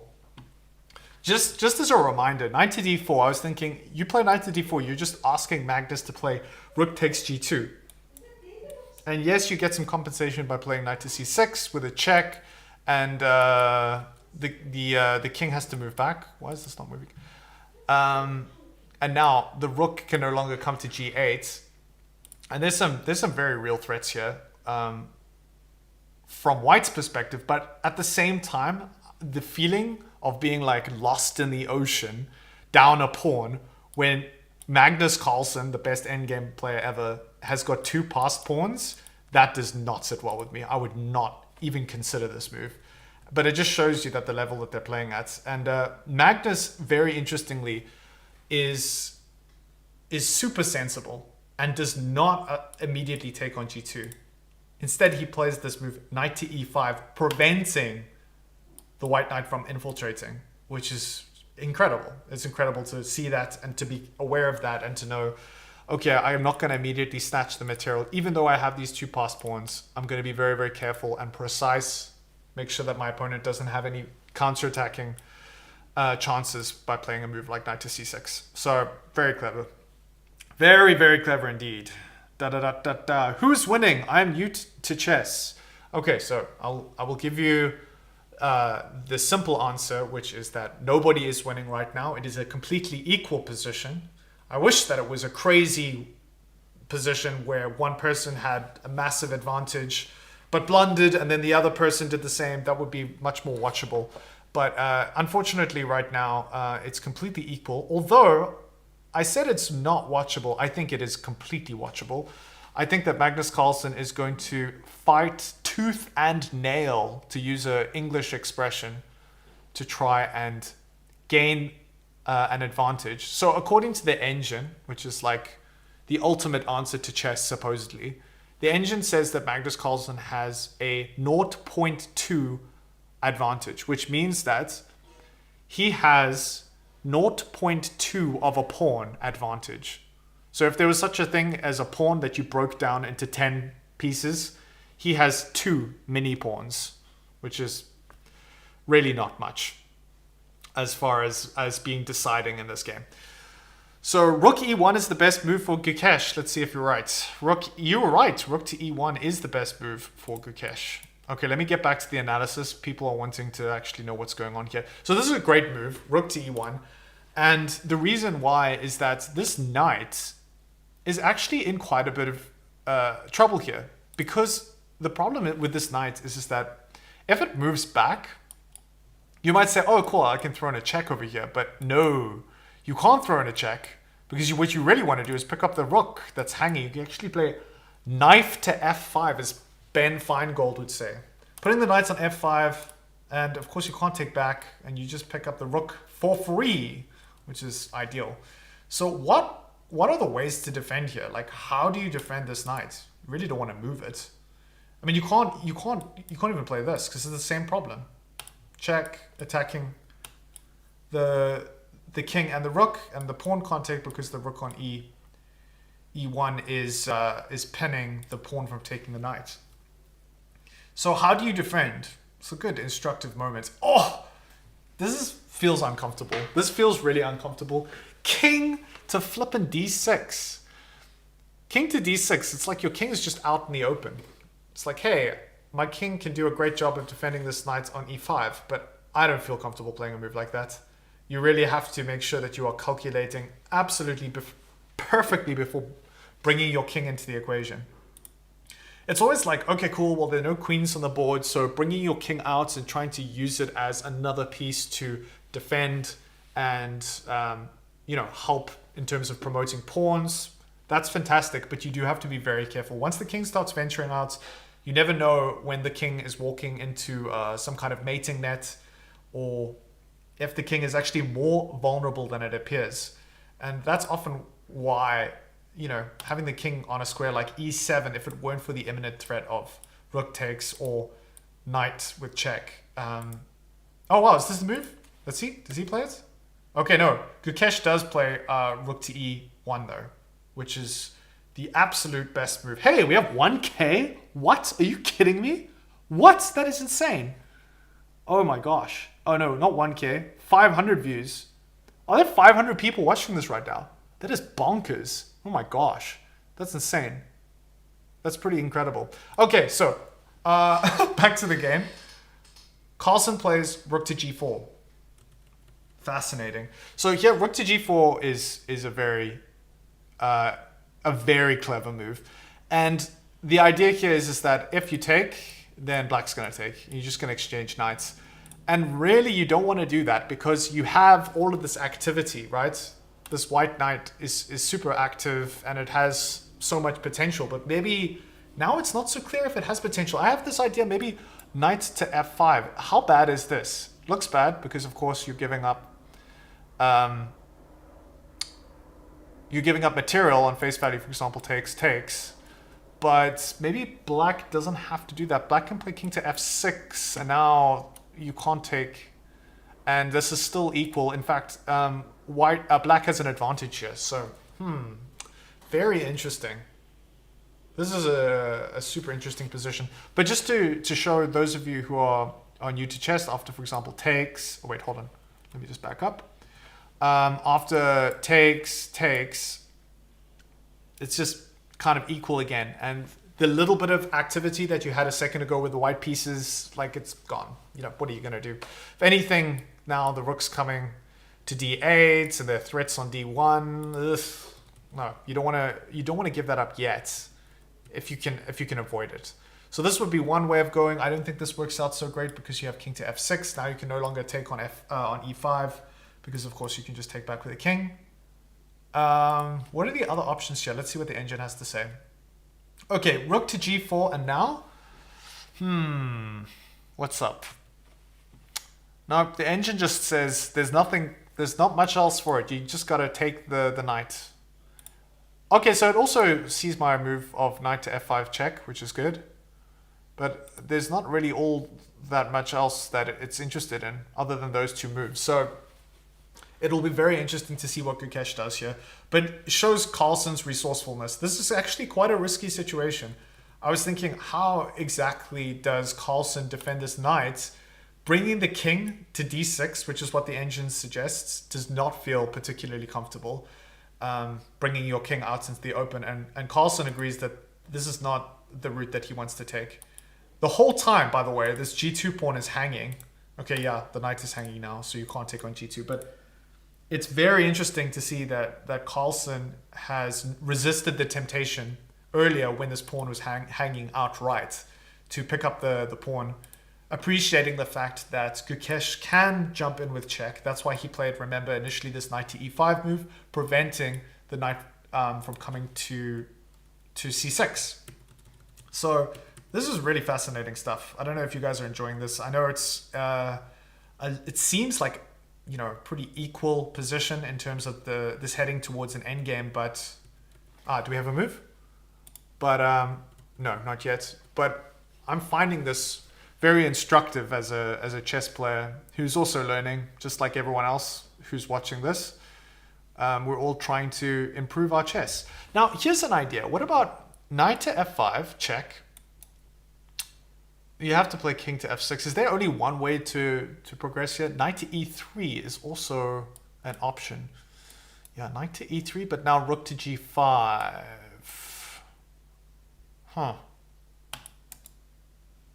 And the engine is really trying to figure out what's up here. Rook to f1 check. And then king to e7. Moving back to e7, of course, the pawn on f7 is not hanging because the knight over here is doing a pretty good job dealing with that. And then rook to f4. Rook to f4. Actually, you know what? It doesn't... in my opinion, I think this actually makes a lot of sense here. After Carlsen plays rook to g4 is to play this move. And then after the king comes out to f6 is to play knight to e3. Because it's guarding the g2 pawn. And I think that's a completely reasonable way of continuing if you're Gukesh. You don't want to just give up material for free because, again, we're playing Magnus Carlsen. You have to be ultra careful. But this might be a possible continuation. But now rook to e4, actually. So initially the engine said rook to g5, and I assumed that rook to e4 was no good, but actually now rook to e4 feels very dicey, come to think of it. So maybe this isn't even with check. What about check king to e7? Is this all that bad? Rook to h3, defending. But here it actually says that Carlsen has an advantage. Rook to g8. And now at some point you're going to start really putting some pressure on this isolated g pawn. Maybe that's the whole problem here. Very interesting. Okay, any moves yet? Gukesh to play. We're still waiting on Gukesh to figure out what he's going to do. Perhaps knight to f5 is not great for the reasons that we just discovered. Knight to f5. Yeah, this looks quite risky. And then rook to g8. Magnus isn't up material yet, but he's really putting pressure on this g-pawn. And with all of his pieces around the king, he's doing a great job of protecting the king. And even if you do throw in a check, king's just going to escape back. And then he's going to start marching these pawns down the board or highlighting the weakness of the g2 square. So those are some considerations that you need to bear in mind. Okay, let's take a look at some of the chats. Do we have a move? Okay, we have a move. All right, so we get the exchange, and this is exactly what Carlsen hoped for, I'm sure. Eliminates any uncertainty, exchange the knights, and now we have rook to e2, defending the g-pawn. And of course, if the rook swings round to g8, at least you already have a little bit of support. And yeah, I think with the knights off the board now, it's going to be very much a sort of a clinical finish. I don't think that there's going to be any fireworks. That said, you never know. You never know. We are playing, two of the best players in the world. I think they're going to fight for it. And especially with these two pawns, connected pawns, it's completely possible that Carlsen is going to do everything in his power to try and eke out an advantage. Okay, back to the comments. We are enjoying. Oh, guys, I'm so glad you're enjoying. Don't forget to smash the like button. En passant, the subscribe button. Do all that good stuff. I really appreciate it. I wish that my cat was here, but Claude has disappeared. Claude! What are you going to do? Okay, what's my rating? Keo asks. That's a good question. My rating, as of right now, is 2,000, which I'm very proud of. You know what happens is you get to a rating that you want, and then you just stop playing rated games. That's my philosophy. Yeah, I'm really not a fantastic player, but probably just about good enough to talk a little bit in front of a camera and look at this game. So hopefully the analysis isn't too low level, but I really honestly suggest going and watching some of the games, on some of the commentary from Chess24 or the big channels if you want a high level analysis, because you're going to get it from them. You're not going to get it from me. But if you like to see cats and watch me talk about chess, then stick around. Okay, so we have a couple of moves here. Let's continue. We have something that I did look at earlier. Now, if you are not careful, man, this is just the end of the road for white. So the chances, I think, of Gukesh missing rook to d1 checkmate, that would be like 1 in 100 billion, probably. He would have to have a stroke, like while playing chess, to miss rook to d1 checkmates. Although we did see Vidit with the king sacrifice, that was pretty wild, but he had 1 second left on the clock. So, the question is, how does he defend here? There are a number of ways to defend. c3 is the best way. And now you can say, okay, given the check, just move up with your king, give a little bit of breathing room. Is this move b3 or b4? How terrible is this? b3 is okay. Same thing. You can just get your king to the b2 square, little flight square. Perfectly fine. And now the question is, what is he going to choose? And do they really make that much of a difference? I'm not sure. The only thing I thought was maybe b4 might be not great because of the fact that, yes, okay, cool, you're creating a flight square, but now this a3 pawn. Maybe there's some way rook to f1. Ah, and you're actually threatening infiltrating with the two rooks. Maybe there's some way of doing like having both the rooks on a1 and b1 and then picking up the a3 pawn. Maybe, I'm not sure, but that's an option. Okay, so what do we have? Do we have anything on the board? Any new moves? Okay, Gukesh is thinking, and I mean, is it possible even just to defend? No, you don't want to. You don't want to play rook to e1. This looks terrible. This looks really bad because now the rook can even come to d2. Or yeah, you just the whole point of moving the rook to e2 to begin with is to defend the g2 square. So yeah, that looks stupid. Okay, c3, and then it's the engine's not even saying that you're going to throw in a check. You don't even need to. You can play rook to f4, and then maybe threatening to throw in a check. Okay, do we have a move?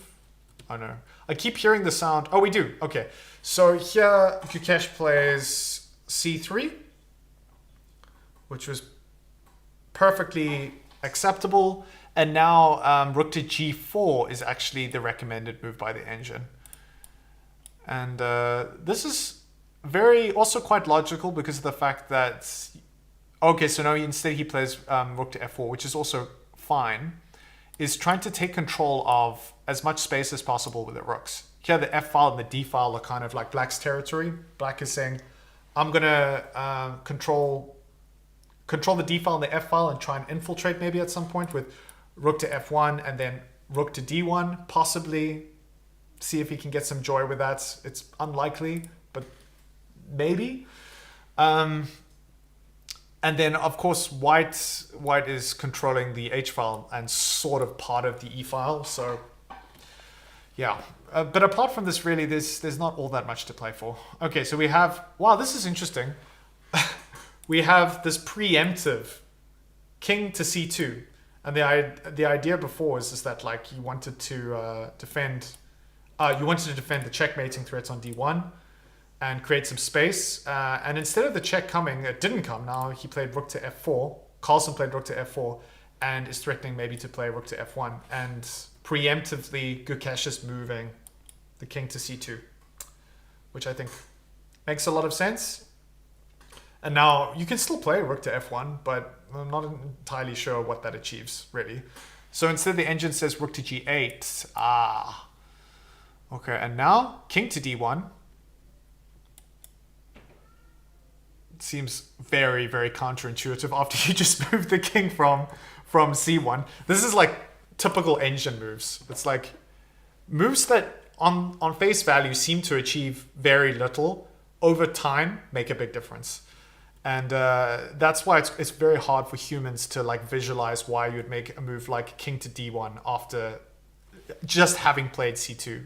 King to c2.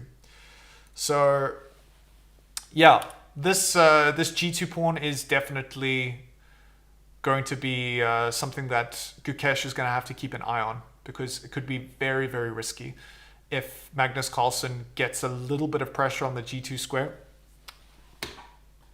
If that pawn drops off, anything could happen. That said, what are Gukesh's fighting chances? Well, these two pawns over here, maybe he needs to really try and contest for the pawn majority on the A, B, and C file, and see if he can get something going in terms of a pawn break here and trying to put pressure at the same time being incredibly careful and keeping an eye on the G2 square.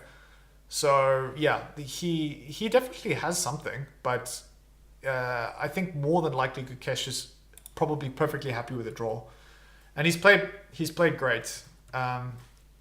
He's missed one or two critical moments, but for the most part, he hasn't done anything catastrophically bad. He's played completely fine.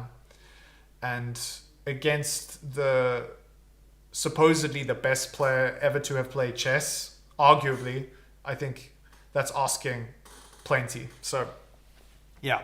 Okay, let's take a look at the comment section. Magnum Carlos. Magnus Carlsen. Very creative Tony stack.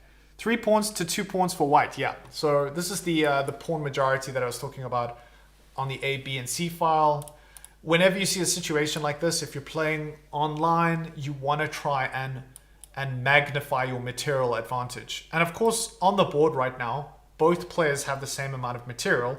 But if you can leverage one area of the board where you have more material, in this case, it would be Gukesh's 3 pawns against Carlsen's 2 pawns.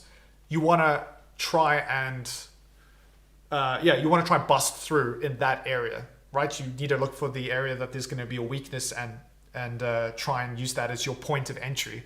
And for Carlsen, it's going to be this weak, isolated pawn on the G file and his 2 pass pawns, because if he can get rid of the G pawn, then these pawns are going to be marching down the board towards promotion. So, the more I look at this position, although the engine says it's very equal, the more I think that there is really something here, possibly for Carlsen and maybe for Gukesh as well. It'll be very interesting to see how this plays out in the next couple of moves, and we'll get a pretty clear inkling of what Gukesh's plans are and what Carlsen's plans are on the next few moves. We'll see exactly what they're up to in terms of trying to get some kind of promotion threat going with their pawns. All right, back to play the B4 pawn. Play pawn to B4. That's your suggestion? Let's take a look at pawn to B4. Pawn to B4. Hold on, let me just get the analysis board up. Okay, but now B5. So the idea behind B5 is irritating. It's just that by playing B5, you're kind of immediately blockading any further movement here. And maybe you want to play A4 and like kind of break this up. After B takes A, usually this is something that you would do if you had, like, for example, one of the white rooks able to come back to the A file. But yeah, this isn't sort of ideal. You have to kind of start chasing this pawn and pick it up. Let's see what, actually, I'm kind of curious because maybe this does work. Let's see. What's the best move after king to B2? Oh, it definitely doesn't work because the engine says it doesn't work, but I'm curious. A5. Oh, A5. Oh, that is so groovy. Oh, that is so cool. Check this out. A5, after you take, then the rook is holding the pawn on the A file. I was, like, often you just throw pawns away like this because you're like, oh, I'll be able to pick them up. But A5 is brilliant. Okay, so that's why that doesn't work. A5 is super clever. And the rook on F4 is now doing a fantastic job. Obviously threatening to infiltrate on F1, but now after it plays this and you take, even if you push, it's not that great. Okay, so I think the point here is that you do need, if you're with the white pieces, Gukesh with the white pieces, you want to prepare a little bit before playing something like B4. And it's not entirely clear on how that's going to happen. Maybe after B4, you just have to wait. Yeah, it's tricky. It's very, very tricky. Okay, let's continue. So, we have B4. Okay, we have B4 on the board. There you go. B4 is the move. Nice. This game will end in a draw. We will see. We will see. It's not over yet. This is one of the things that it happens all the time in sports, right? People say, oh, it's all over. You guys should watch my game, the video that I did, not my game, what am I talking about? The video I did of Anand and Kasparov. The commentator in that game was like, it's all over. Literally like 1 second before Anand made the brilliant move. Commentators is like, game's done. Kasparov's already won, basically. And then Anand, out of nowhere, absolutely crushed Kasparov. That was such a great game. Really enjoyed making that video.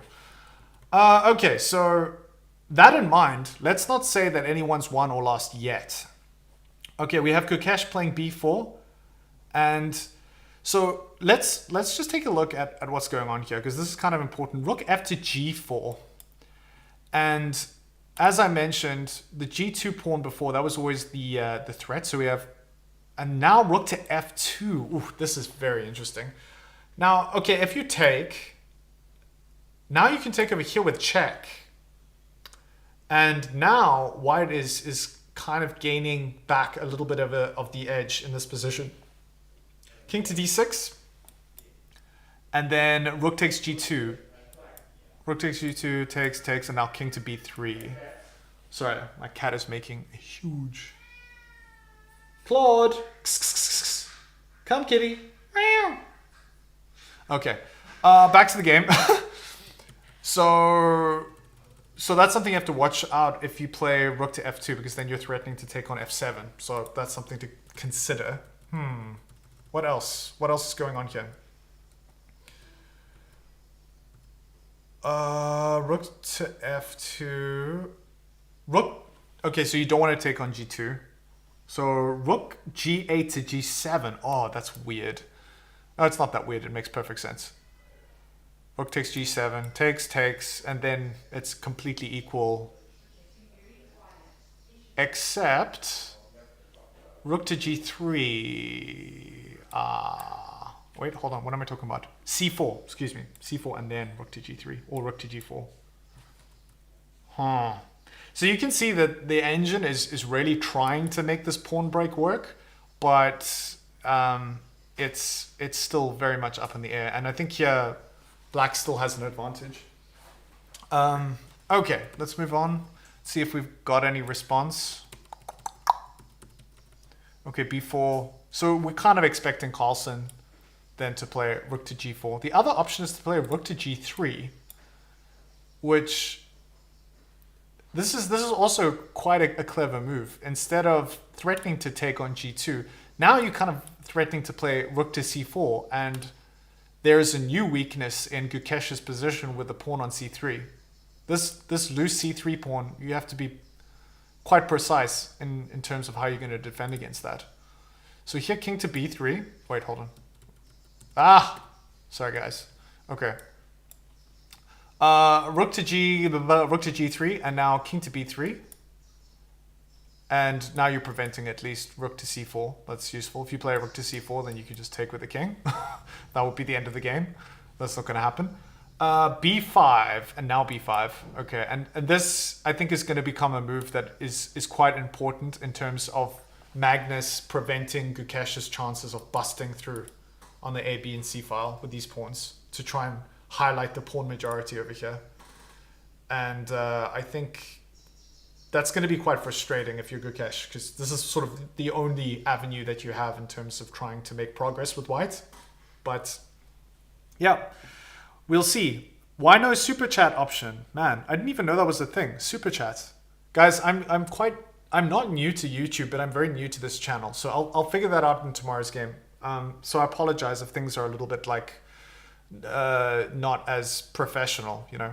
I'm just a man. I'm just a mere man. Okay, someone from South Korea. I'm sorry I can't say your name. I can't read Korean, but I do know that it is Korean. Can't see any counterplay from white. Yeah, it's hard to see any counterplay from white right now. Venus Karakal says, I love your commentary. Thank you so much, Venus. I appreciate it. I appreciate your comments, and I appreciate your nice way of commenting. Okay, what else is going on here?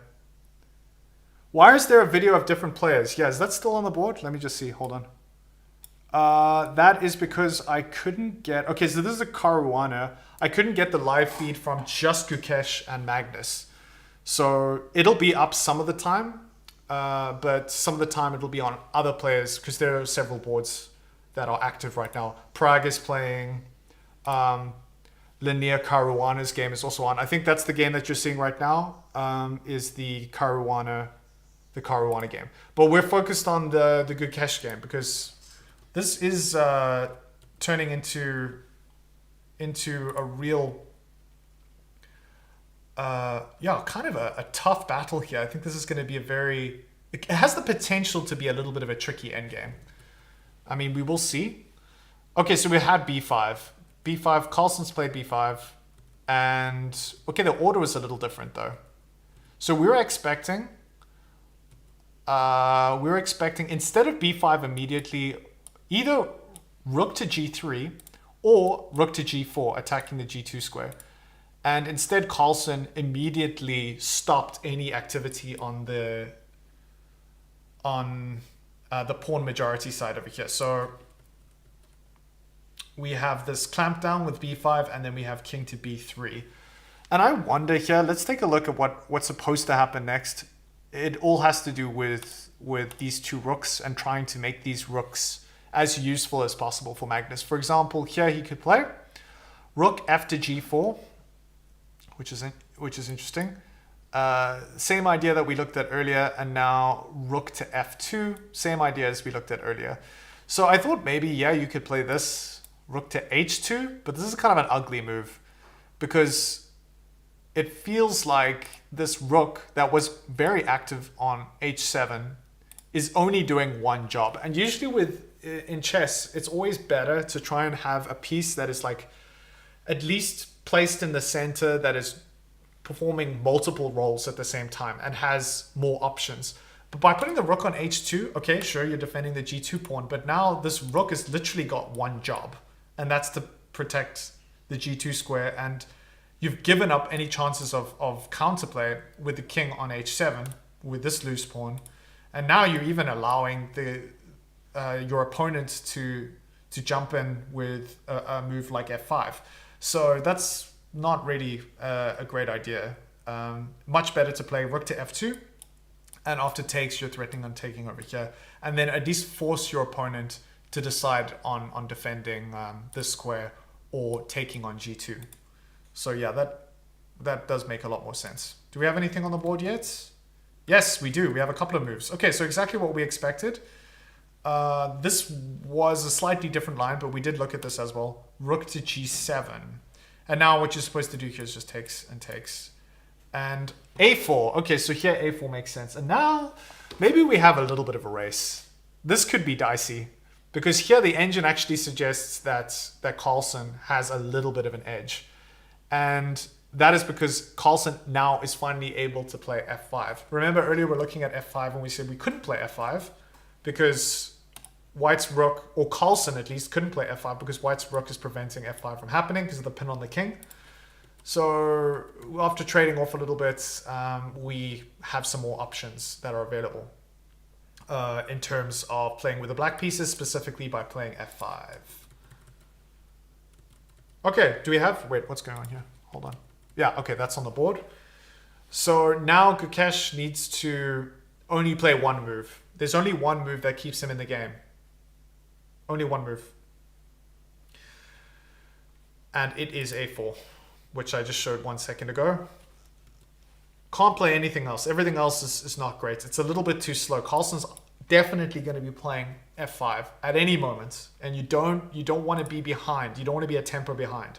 So you gotta throw your pawn up the a file and try and break things open and get some counterplay. So this could be quite sharp. This could be quite sharp. We might see a result in this game.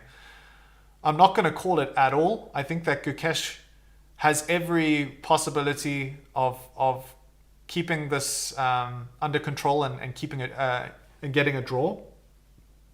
Also, it's possible that something else happens. Carlsen misses something, but right now Carlsen has an edge, and I think that's clear. So if you play, what else? What's the other move? Rook to a2,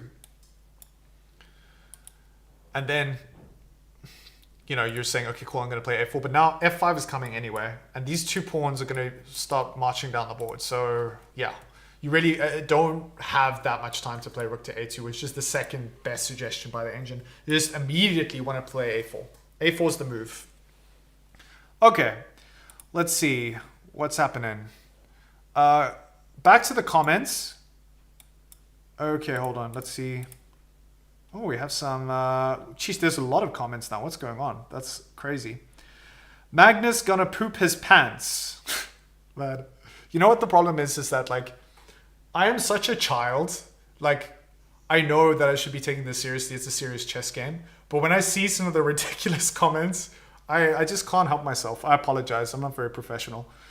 Okay, let's see if we can find anything useful in the chats. It's a different game showing up there. Looks like a drawn position. You are right. If Magnus doesn't find the right moves, Magnus going to do Magnus things. Magnus is the obvious winner. Ra-ta-ta-ta-ta-ta-ta-ta. What rating on you? Okay, I answered this question before. I am 2,000. And I stopped at 2,000 because if I had carried on playing, I would have slipped back down. So let's call it a very weak 2,000. Okay, I don't think Magnus is at his peak anymore. You know, that's a really interesting comment because I think you're right. And that's what makes this particular moment in history super interesting. Sorry, guys, I'm going to get back to the game to make sure that we don't miss anything. Okay, so I'll finish that thought in a moment. Let's just take a look at the board. So we have a4. Gukesh plays a4, which is what he was supposed to play, and Magnus played f5, which is exactly what he was supposed to play. Now, a takes b, that is the only real continuation here. A takes b, and now c4. And the idea here is that you want to be able to use your king to try and shuttle the b pawn up the board, get it up to b8, promote it to a queen, and destroy your opponent. Unfortunately for Gukesh, Magnus is going to be trying to do exactly the same thing with these two pawns. And there are also ways of course, defending this b pawn from being promoted. It doesn't have to be this crazy race where both players are trying to promote at the same time. You can very comfortably, I think, defend here with the black pieces. So what you're supposed to do here, though, is play rook to g3 check. And this is kind of frustrating because now you have to play rook to f3. And now after takes, rook takes g2. And Magnus is up a pawn. Very interesting. Very interesting. And yes, you have a completely unhindered, for the time being, b pawn that's going to run towards promotion. These two passed pawns are very, very dangerous.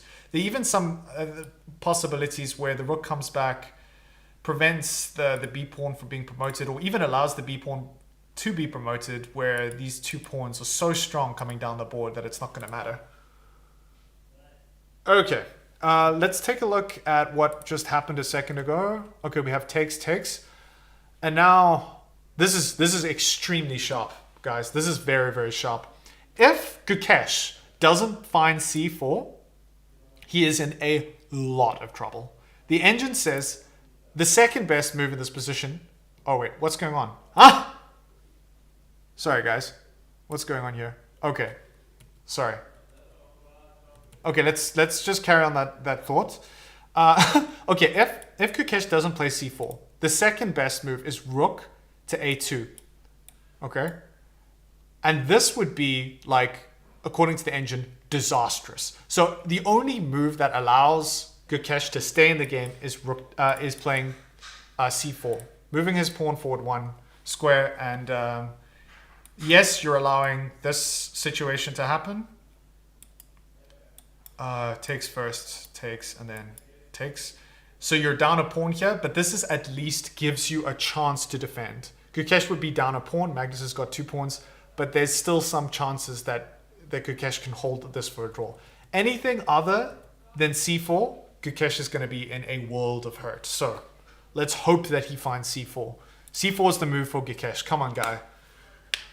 The only other problem, though, is Gukesh is running down on the clock. He's got 13 minutes.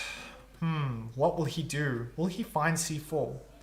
It's quite scary to play c4 because he will 100% know that he's going to go down a pawn.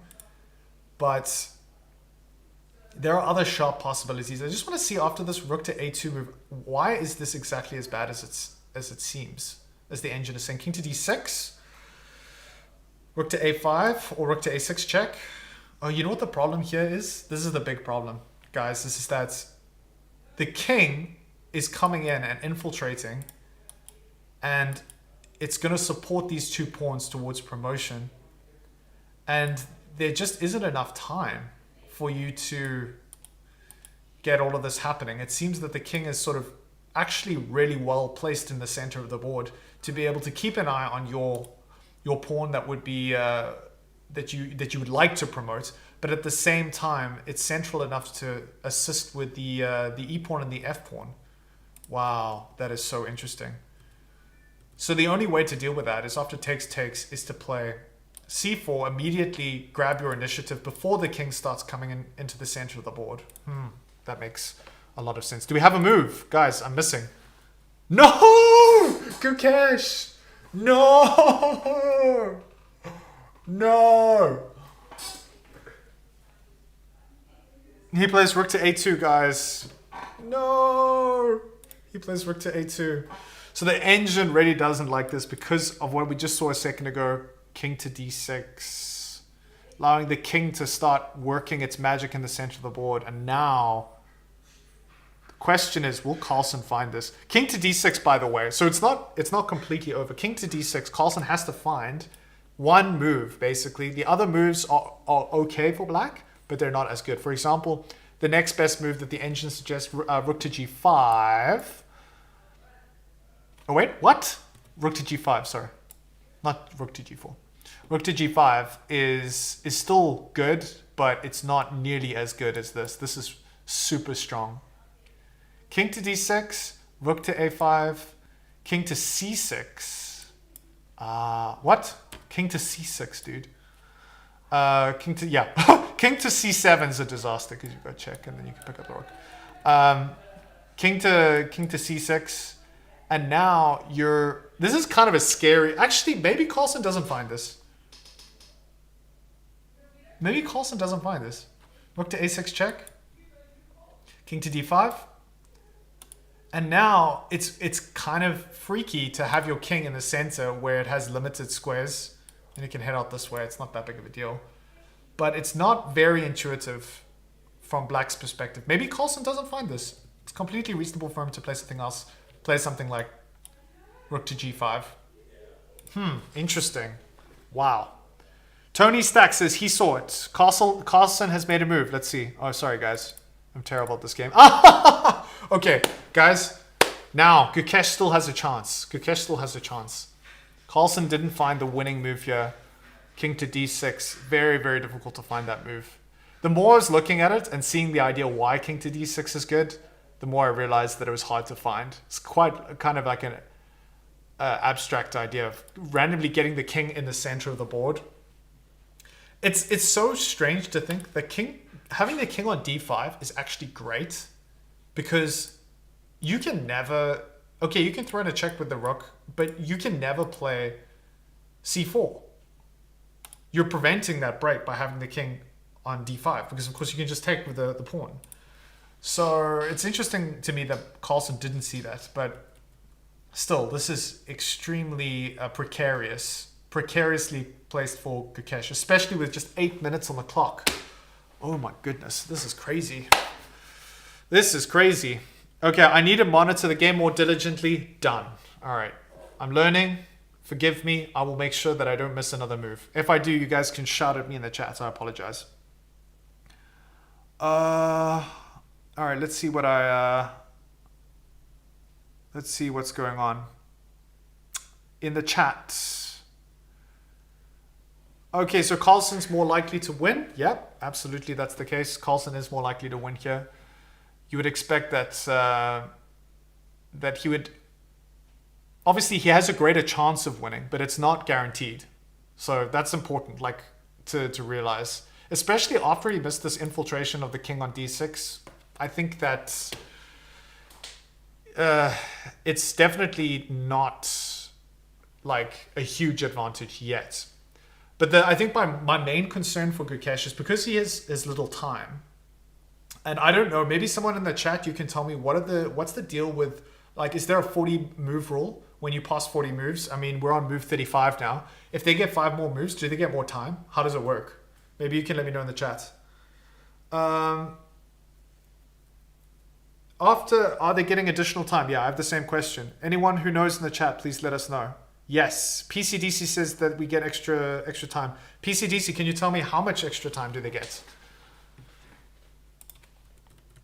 Okay, so rook to g5 was the second best move, but the engine really preferred this one. Okay, 40 moves and they get 30 minutes. Okay, so 30 minutes extra. Gukesh, he's down to 7 minutes, but if he can play reasonably accurately for the next couple of moves, he's gonna get that extra 30 minutes and that will allow him to breathe easy. Okay, rook to g5, and now the engine is suggesting rook to a5. And here f4. So this is the whole idea of rook to g5 is that if it weren't for rook to g5, rook to a5 is actually pretty serious because you're just threatening to pick up the pawn, and now it's white that has the two passed pawns. So for example, if you played anything else, say you played rook to g4, now rook to a5 is actually, it's not winning for white, but you don't have this f4 move revealing the protection on the b5 pawn. So okay, that is the whole point of rook to g5, which I didn't mention before because I didn't see it.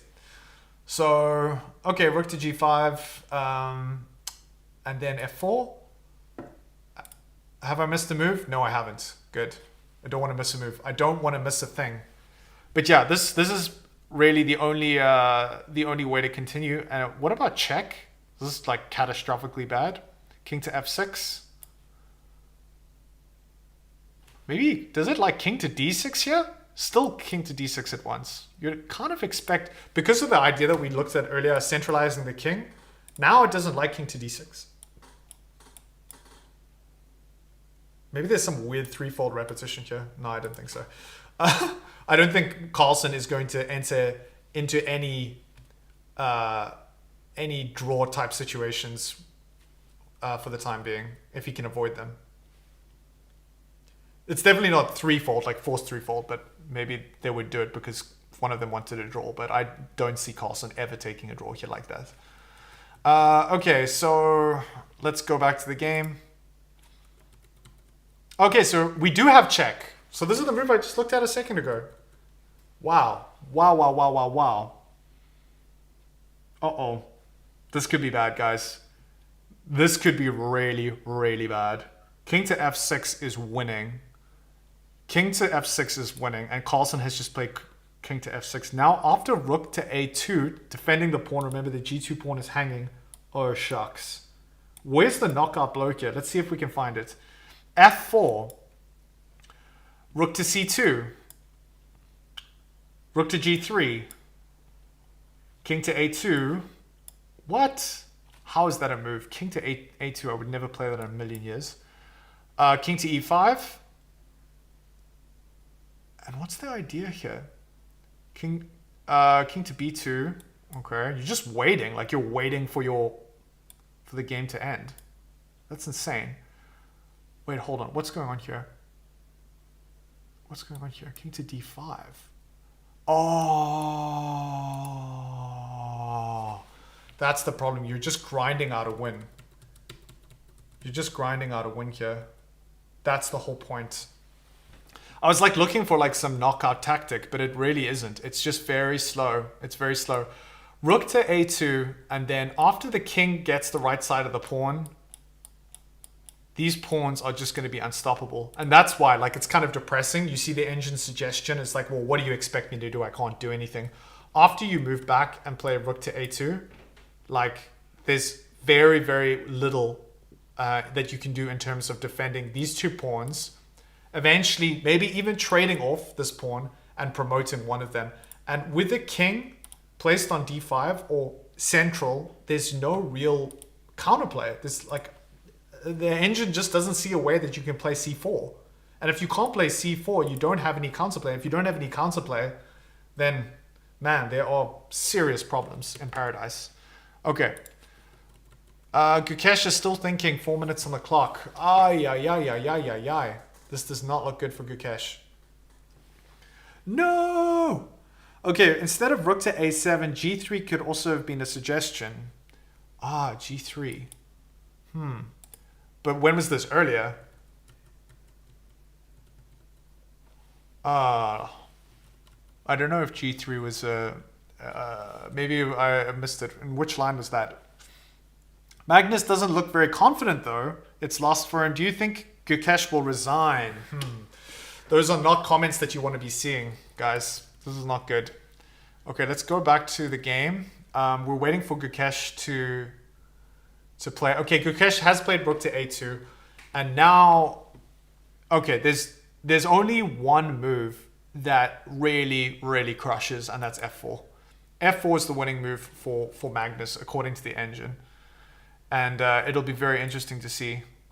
Although after I play f4, the engine's a little bit like undecided. It's trying to figure out what's happening here. But the point being is that these two pawns, after the king kind of works its way out of the way, I know that the pawns are in front of the king right now, but what's kind of important is that the king gets to d5, and with the king on d5, as I mentioned earlier, you can't play c4. And Gukesh, that was the key to being able to draw in this position, is being able to have counterplay. And often this is the case in endgames, is that if you don't have counterplay, then obviously you're just going to lose. But if you do have counterplay, but then you execute at the wrong time, you also run the risk of losing. Here, it's the former, where Carlsen is threatening to just bring the king to d5, and of course you can never play c4 this way because the pawn is on b5. And earlier when he played b5, this was like a really important move. Okay. Oh, no! Gukesh! Oh, yeah. He found it, guys. Carlsen found f4. Devastating. Devastating. That is so frustrating. I was really hoping for Gukesh. I was really hoping for Gukesh to be able to find something here. Okay, so yeah, as we mentioned earlier. Okay, wait, hold on. He just moved. He played rook to c2, and this is also bad. Now just g3, just g3 immediately, huh? Rook to g3. I was like pawn to g3. It just gives up a pawn. Rook to g3. King to a2. And this is like the depressing thing here. When you see a move like king to a2, this is like a waiting move. The engine is like, there's literally nothing for me to be able to play for here. And what's really bad now about rook to g2 is that earlier I was saying that the king being on d5 prevented the counterplay from these two pawns. Now it's not the king. The king doesn't even need to go to d5 anymore because the rook is preventing c4 from ever happening. As long as the rook is sitting on g3 and the pin is over here. Oh, okay, so this is the thing that I just missed a second ago. That's why you want to move back. But I really expected that maybe king to b2 would have made more sense, but now I get it. Okay, that's just me being stupid. King to a2, now you're threatening to play c4. Okay, my bad, guys. My bad. All right, let's go back to the game, see if we've missed anything. Okay, Carlsen hasn't yet played rook to g3. So, but you really would expect him to. I think if he found f4, he's definitely going to find rook to g3. And then maybe after... Okay, let's just see how this plays out real quick. To a2, king to e5. Okay, so now... And now can you... I'm assuming you just cannot play c5. This is just way too slow. Or what's the deal here? B takes c, rook takes, oh no, b5. Is this like the, yeah, but then the king is just chasing this pawn. Okay, king to d4. Is there a move, guys? Just let me know if there's a move in the chat. Okay, hold on. Moves. Let's go back. Okay, we've got it. We've got it. Sorry. Okay, so this is exactly the line that we were looking at a second ago. And now I was just exploring the idea of playing c4 immediately, considering that the pin is no longer a factor and the king hasn't yet found its way. Can you imagine if kings moved like that? The king hasn't found its way to d5 yet. So what about just c4 immediately? Hold on. Is it black to move? Okay.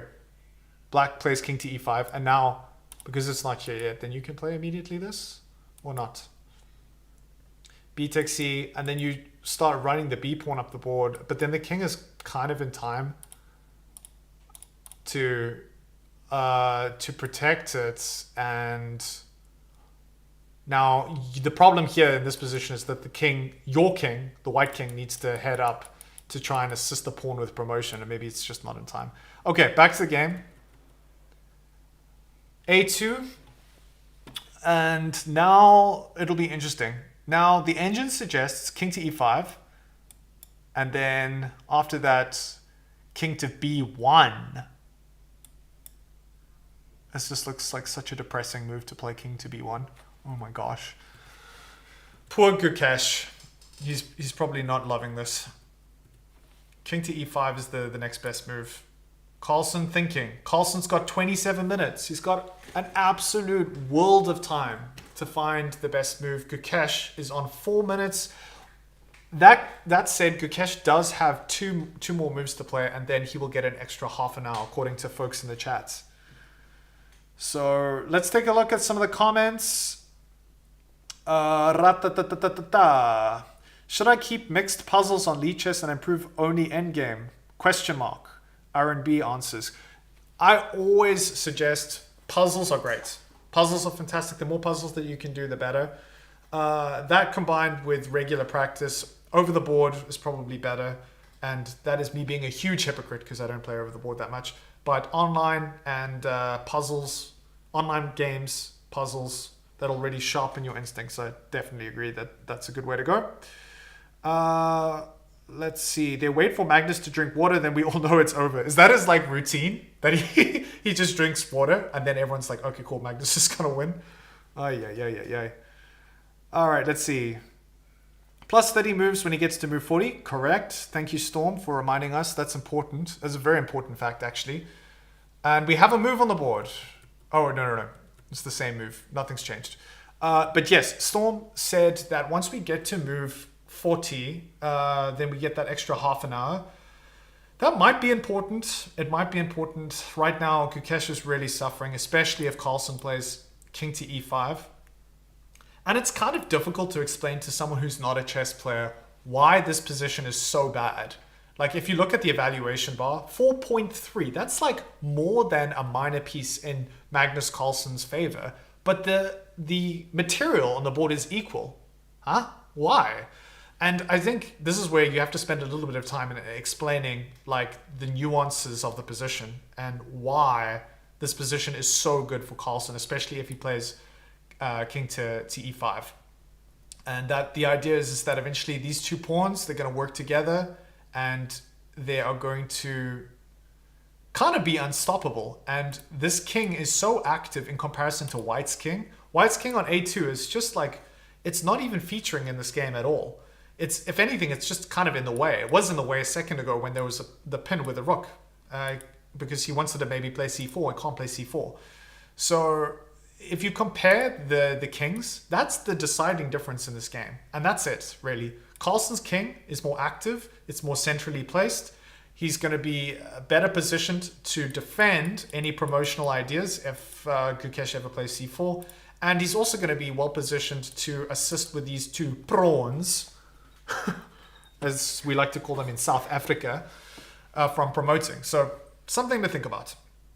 If you are new to chess, even though the material is equal, that little tiny little difference, it seems like a small difference, but that difference, that small aspect of this game does make a very big difference in terms of the result. So okay, let's see how we're doing here on in the chats. I'm stuck at FIDE rating 1400. What to do next?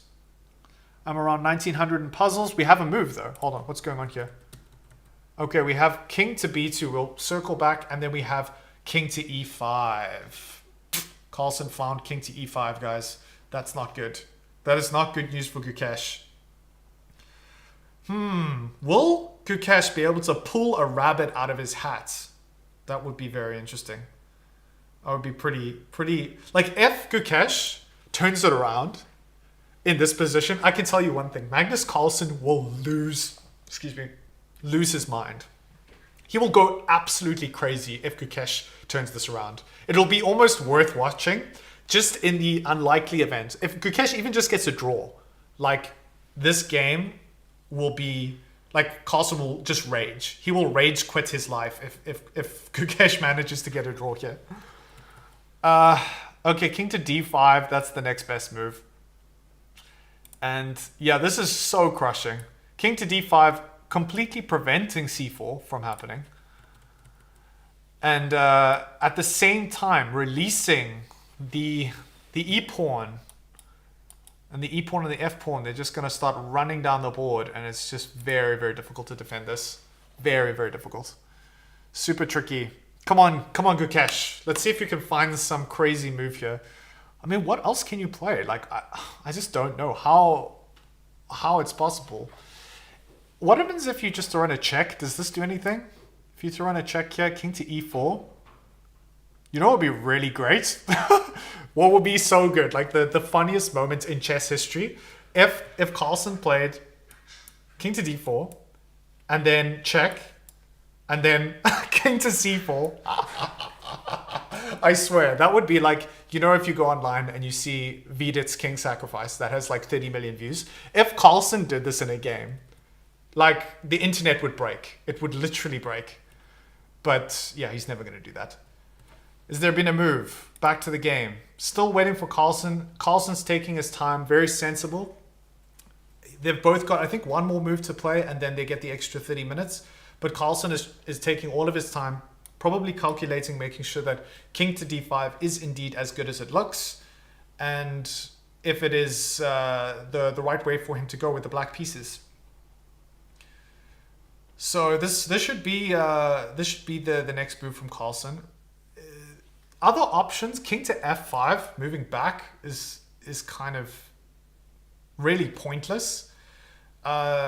The only reason you might want to move back is because you think that these two pawns are good enough on their own. But really the proximity of the king to the pawns on the B and C file is kind of important. It's important that the king is over here. And I think the only reason that Carlsen moved to e5 was because he wanted to get to d5. I think the idea of moving back is like completely insane. He would never play that.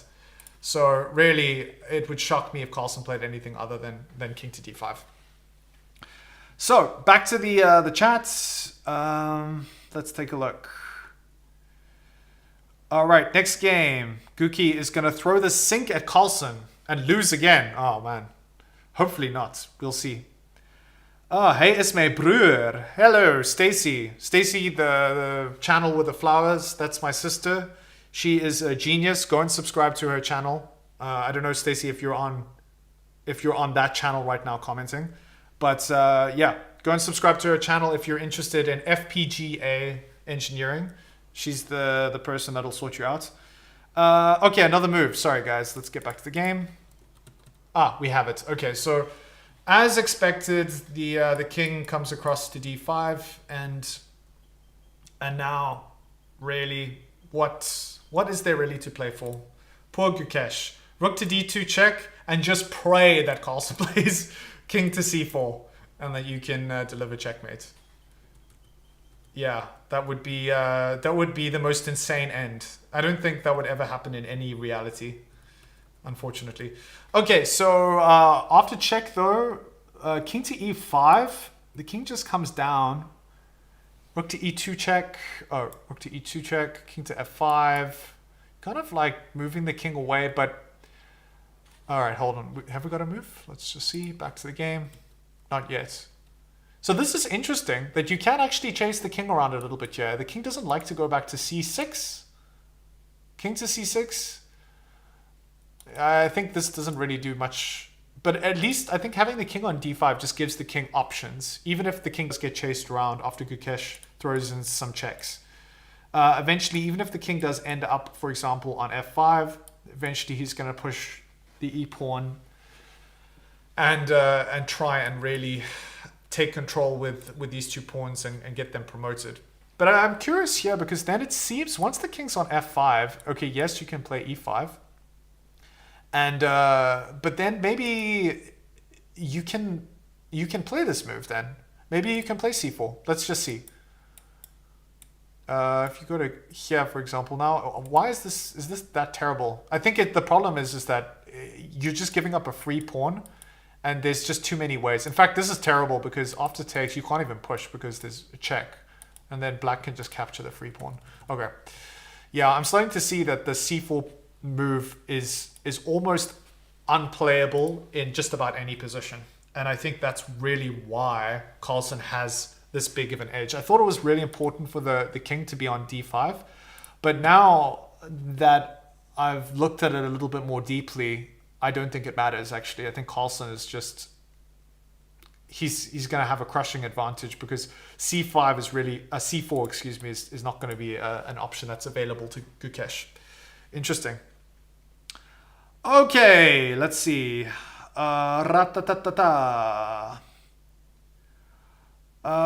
Should be good. I think it's over for Gukesh. How does Magnus always manage to find the best move? Hey, there's a good question, man. And I think this is something that is really incredible. That Carlsen is just so consistent in getting to these kind of positions, and his pattern recognition is so good. Okay, so we have the move that we expected, the rook to d2 move with a check. Carlsen could just move across, move back the way he came. He could also even move. This is pretty crazy move, but the engine doesn't mind it at all. In fact, this is the second top suggestion, is play king to e4. And after you throw in another check, the king just moves back to... Oh, king can move to d3. What? How does it get... And then I was just thinking rook takes. Oh, but check. And now f3. Oh, devastating. And there's just not enough time to get back and defend the pawn. Or maybe there is. Okay, check. No, there isn't. King to e4. But this pass pawn, it's just too close to promotion. Yeah, and you just don't have enough counterplay. Okay. So this is extremely tight. If you play this way. Well, it's not tight. It's over, basically. Okay, back to the game. Let's see if we've got a new move on the board. We have check. And now this is move 40. So what's the deal here? Why don't we see half an hour on their clock? Gukesh should immediately have 31. Do they have to play the 40th move? How does it work, guys? Let me know in chat. Does he have to play the 40th move? Carlsen needs to play the 40th move? And then the 30 minutes get added? Is that how it works? I would assume so. Okay.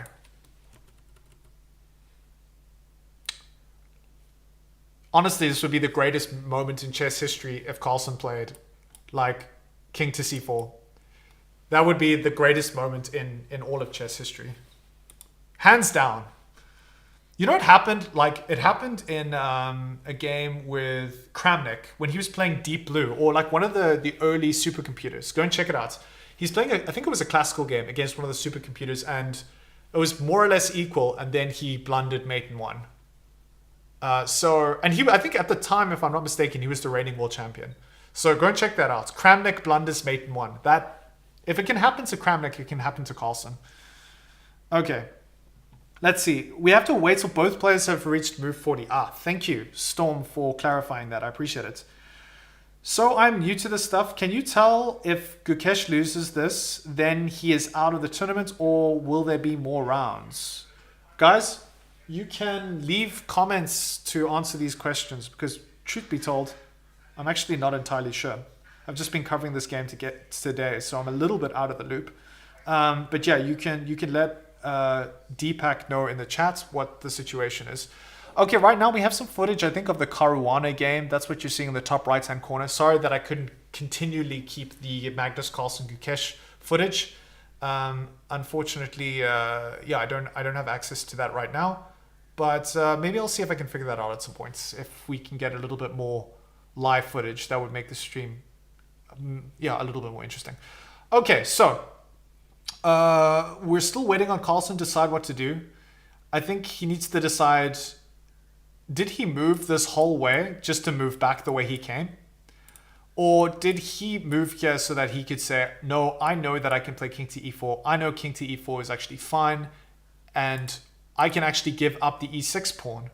He might be calculating king to e4. King to e4 and then king to d3. And then after takes, this pawn on the f-file is going to be unstoppable. But really, it doesn't matter if he goes another way. I mean, if he goes back, for example, if he goes to c6, this gives Gukesh some more, some chances in terms of continuing. He can play rook to e2. King's going to have to come back to d5. We might get some kind of repetition here. It's not going to be threefold repetition, but I think ultimately Carlsen is going to have to decide how he's going to continue here. And I think he's figuring this out right now. Okay, so there we have it, guys. We have flipping king to e4. Wow, what an ambitious move. It's absolutely the correct move, and it shows that Carlsen has got it all figured out. After check on e2, Carlsen can continue forward and play king to d3, give up the e pawn, and trade it for the g pawn. And the idea, of course, is that this g pawn is preventing the f pawn from coming forward, and that is going to be decisive in this game. Wow, crazy, crazy, crazy. So we're still waiting. It says 1 minute, but this can't be current. Why does it say 1 minute on the clock, guys? What's going on here? 40 moves. Gukesh, you should have a whole half an hour. Where's your extra half an hour? What's going on? That's maybe it's just updating.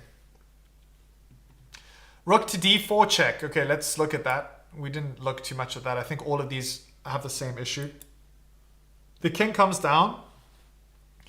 But yeah, the problem here is that after king to d4, the g2 pawn is hanging and you can't go back. You can't go back to d2 to protect it now because the king is guarding that square. And the king, this is also a very kind of a counterintuitive thing that makes sense when you spend a little bit of time looking at the position.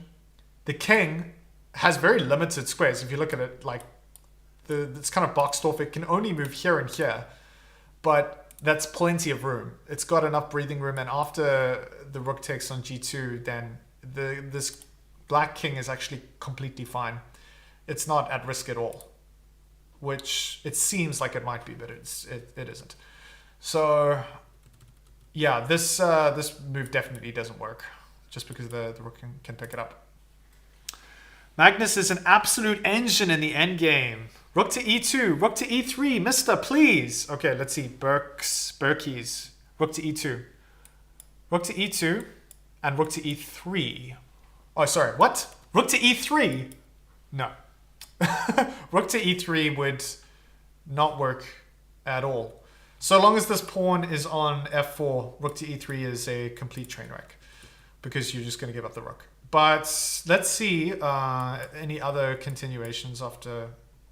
Maybe I was thinking rook to f2.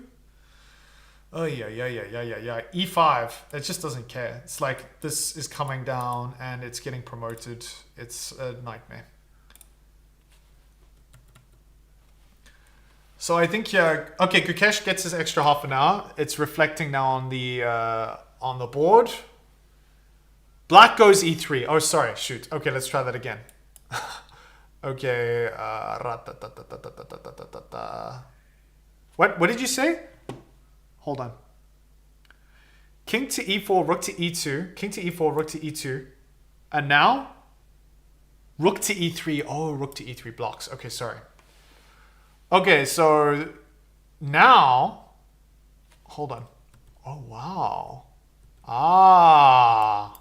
Oh my gosh. What's going on here? Okay, you can't do this.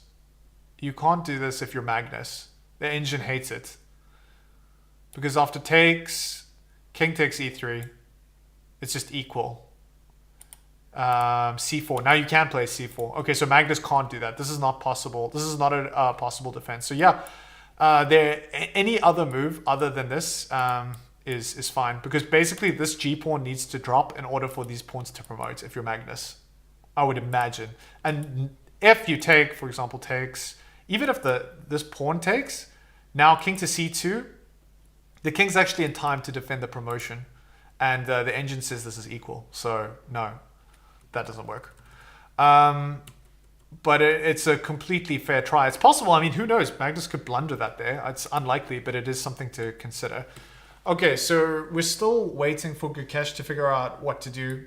Maybe, you know what, you might be right. Maybe just throwing in the check and giving him an opportunity to play this. But it's Magnus. That's the problem. He's not going to make that move. He's going to know that he's going to be a lot better if after here he just moves king to d3. King to d3, give up the pawn, exchange, and then promote. And if you don't take this pawn... Oh, yeah. Rook to f2. Okay, so this is what I was looking at a second ago. e5, but then again, this is just coming down. And now what happens if you do this and you try and block it off? It doesn't work, because after takes, black is just going to pick up the f pawn. It's like there's no escape right now for Gukesh. And I think that's what makes a position like this so maddening. When even if you have half an hour on the clock, you're trying desperately, right, to find what is the path forward. How am I going to figure this out? And everything that you try doesn't work, and that is pretty demoralizing. Really, really frustrating. Poor Gukesh.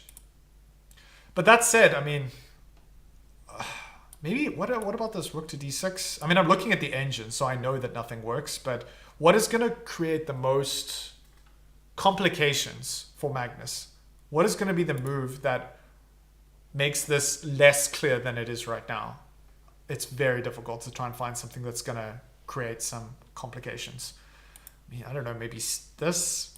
But still, again, after takes, we saw this earlier. The rook comes into b3.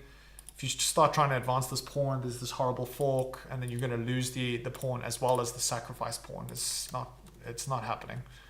Maybe check and then king to e3. Oh, you can't. Of course, if the king moves to e3. If the king moves to f6, then it's possible. But king to e3, you can't because he's just taking. Takes. Yeah, doesn't work. Now, the question. Out of all of the bad moves, which move is the least bad for Gukesh? This is pretty unpleasant for him, I'm not going to lie. It's very difficult to see how, from a -5 position, Carlsen is going to...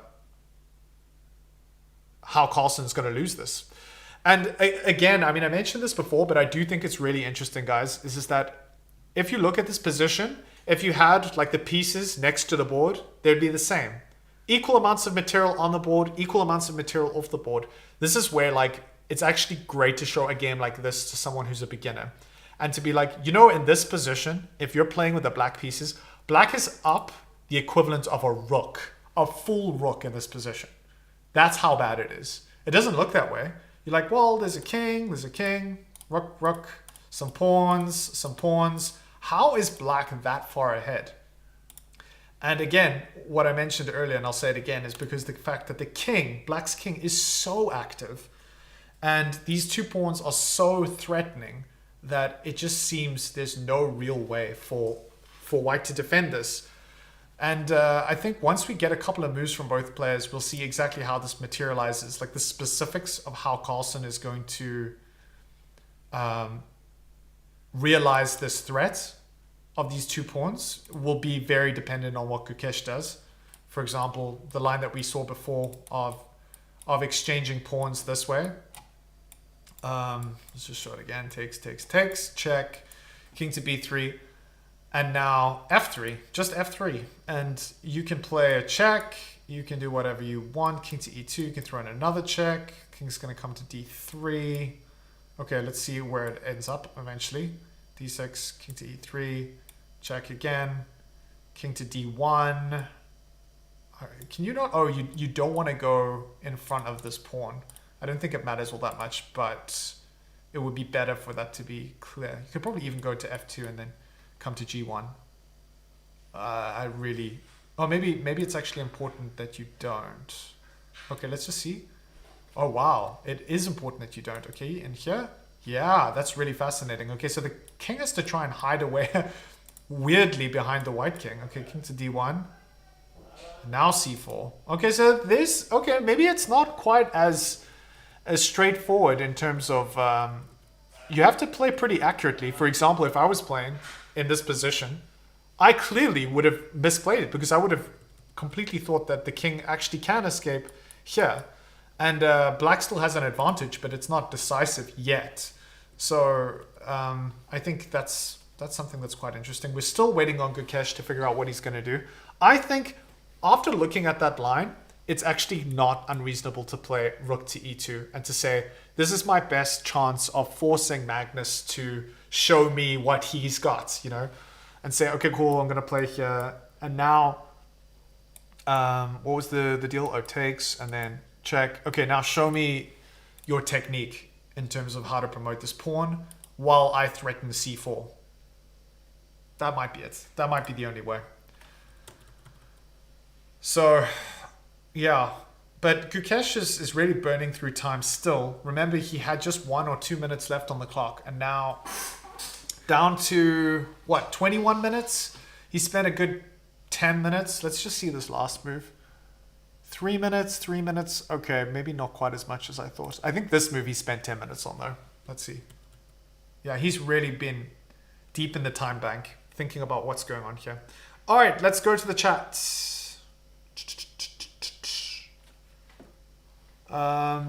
Is the host 400 rated? Yes, I'm a very strong 400 elo.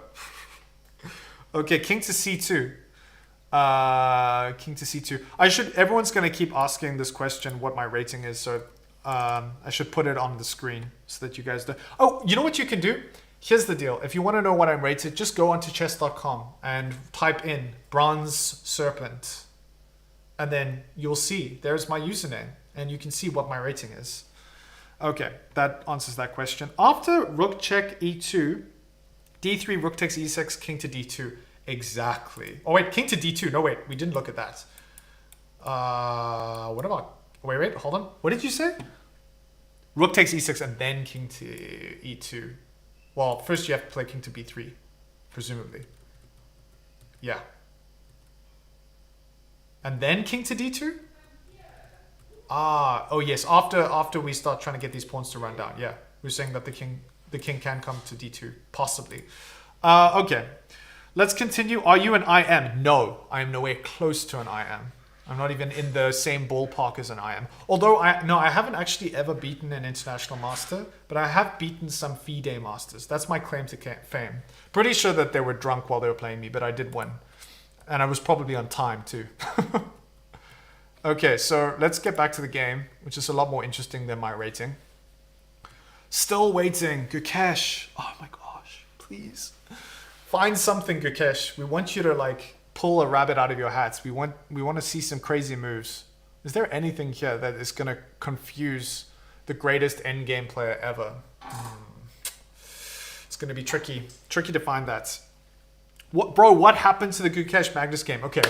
We're gonna answer that question. We're gonna rewind. How did we get -5? Okay, how did we get here? In classic Magnus fashion, he found a way to kind of grind out a little sliver of an advantage around the 33rd move. Here, it was very tricky because Gukesh had to play one move in order to prevent Magnus from realizing his advantage in this position. And Gukesh played the second best move.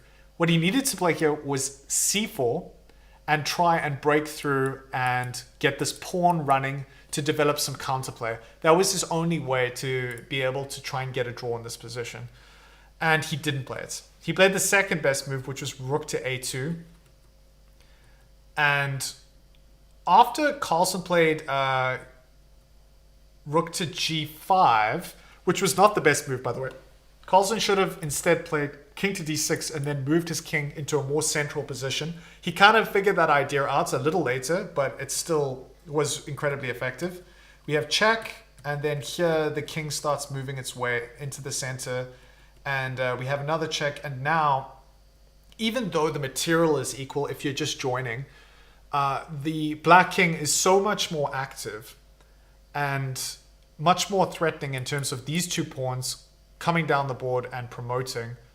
The main line that we were looking at more recently was rook, check, after king to d3, takes, check, and then king to b3, and now this is... Oh, wait, hold on. This is still winning, but the key thing here is that black has to play f3. Okay, yeah.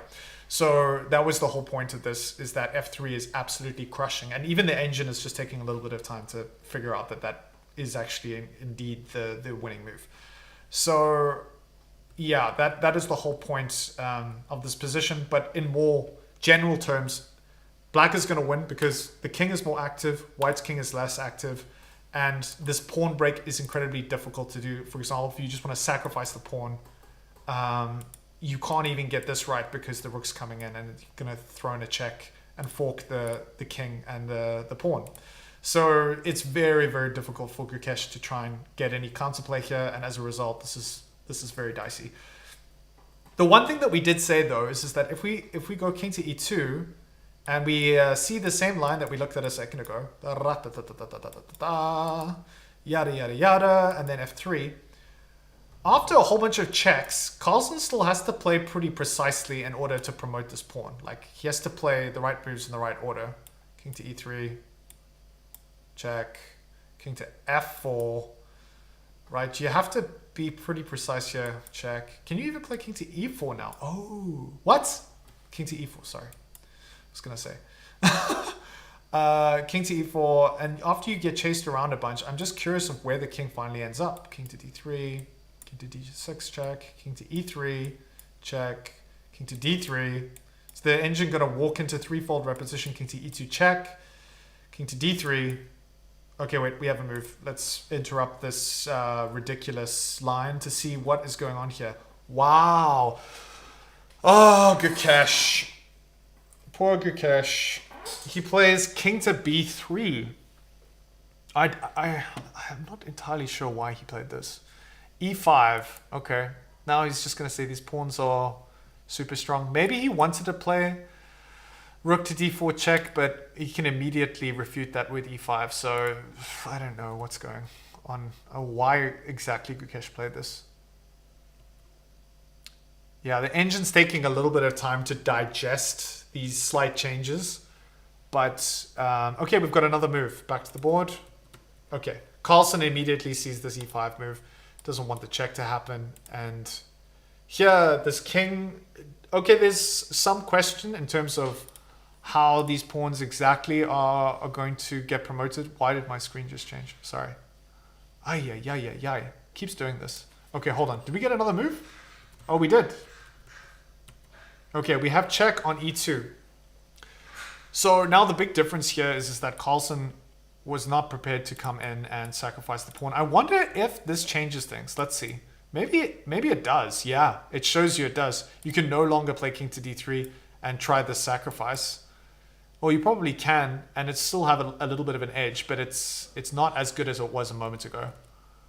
Oh, you know why? It's probably because the rook being on e5, attacking the b5 pawn, that makes the difference.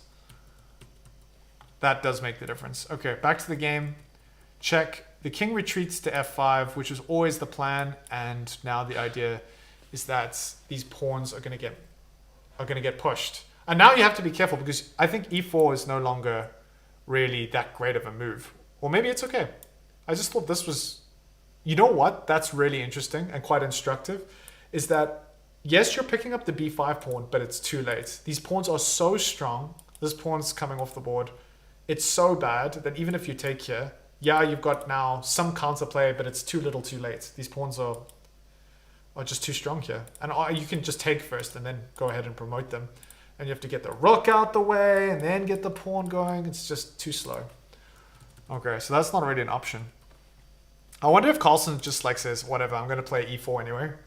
e4 is actually incidentally the best move. I just thought you couldn't play it, but actually it's completely fine. After you play e4, you're giving up the b pawn. But Carlsen, this is the problem. He has 46 minutes to sit and think about this move. And that is a lot of time to calculate every single detail. And guess what? He doesn't even he doesn't even need it. He's just like, whatever. I'm just going to push e4 immediately. Oh my gosh. Crazy. Crazy. Sorry guys, I know that the video capture is a little bit weird. I'm going to turn it off for now until we get some shots of the players themselves. So Carlsen pushes e4, and man, let's just go into a little bit of detail here. I think Gukesh is probably going to play. I don't think he's going to play this, by the way. King to f6. Oh, you can even move back. Wow. Then if you take, which you should do, now just e3. And the worst part about this is that the king can no longer come back to e5. Because, I mean, the rook can no longer come back to e5 because the king is on e6. So now, I mean, what are you going to do here after this? How do you defend against this? Rook to king to c2. Those are the two options. We're trying to like bring the rook back. I mean, this is horrible. Horrible. Check. And now, yeah, that's all she wrote. Like, Oh, it's miserable. Okay, so that's why I don't think that Gukesh is going to play this rook to d5 move. I think it's probably better. Let's see. What other options are there? Rook to e2. Rook to e2. Still e3 though. Still e3. And now like you're blockading with this rook, but the king can kind of start making his way in. Yeah. Okay, king to no. What are you supposed to do here? King to b2 and then king to e4. And now c4. Okay, now you can play c4. You can finally play c4 in this position. You've been waiting the whole game to play c4, and now finally Gukesh can play c4. But really, it doesn't matter, I think, at this point. And then after Carlsen takes, you want to try and run this pawn up the board, but the king is just in time, for example. Yeah. So that doesn't work. But it's basically the only thing that you can do. So after takes, king to c3. You move the king up and then king to d5. Yeah. And now, for the first time in this particular line, black would be up some material. And that material would also be decisive in terms of another pawn that could be promoted once the black king is out of position. I mean, the white king's out of position. So, okay, this is interesting. Back to the game. We're still waiting on the world to change in terms of what happens next. Carlsen has played king to f5 with the idea of getting these pawns rolling down the board. And Gukesh is contemplating his lot in life after Carlsen pushed e4 and he played rook to d2. Carlsen offers this fork of the king and the pawn, saying, go for it, take the b pawn, it's all yours. But the depressing fact is that b pawn is not enough. It's too little too late. These two pawns are too strong. And even if you do take the b pawn, remember the rook can just take on g2 first. And now, even though material is equal here, these two pawns are closer to promotion than these two. And more than that, the rook is blocking the b4 pawn and has to be dealt with. And if the king, for example, in this line is on g4, you can't even throw in a check to gain a tempo. So, yeah, horrible. Let me just show exactly what I'm talking about here. Takes, and here it would be nice if, for example, the rook was on like b6, and you could throw in a check and try and get some like time to start getting these pawns up. But yeah, obviously that's not the case. Okay. Back to the chats. Let's see. What are we looking at here? Sad Hikaru. Hikaru is sad. He's out of the tournament. Why? Because Prague, my man, the 18-year-old, he turned 18 on that day. That is like a crazy birthday present, right? I think Hikaru's second in the world. And on your 18th birthday, right, you get like an absolutely legendary birthday gift. Okay, quick update. We have the line that we're looking at earlier. Rook to d5 check, forking the two pieces. King moves up. I almost think that Gukesh is just going to move back. No, I don't think he can move back. He might even resign. This is like a completely reasonable point to resign. I mean, after takes, you're just going to push e3. And the same idea, earlier we looked at having the king on e6. The pawn can just start running because the rook can't come back to defend it yet. So it needs to go rook to a5 and then like, you know, do this whole situation. But very, very dicey. Well, more than dicey. It looks like this is just losing, completely hopeless. But who knows? Okay, do we have a move? Let's see. Yep, we have the same line that we just looked at on the board. Rook takes b5, and now e3. And rook to b6, you can throw in a check. There aren't any perpetuals in this position. So, yeah, it's really just in vain. For example, check, king to f5, check again, king to e4. E4, you can actually come down. And now there aren't any more checks. Claude. Come here, Claude. Psst, psst, psst. Those of you who like cats earlier on in the stream, if you rewind a little bit, like way back to the beginning, you'll see me and Claude, the household cats. So I guess my cats as well and my parents' cats. Quite an awesome little creature. He was coming to say hi and give his opinion on the chess. I think if cats could speak, they would be quite opinionated, and he would definitely. I think if my cat could speak, he would definitely be a huge Gukesh fan. So, okay, wait. Back to the game. Enough cat talk. We have check, and now Carlsen can either. Okay, so he finds the move the engine move. He finds flipping king to e4, and this is really brutal. There's very, very little that white can actually do here. Okay, he plays rook to b8, trying to have the high ground. This is not really the worst place actually for the rook to be, come to think of it.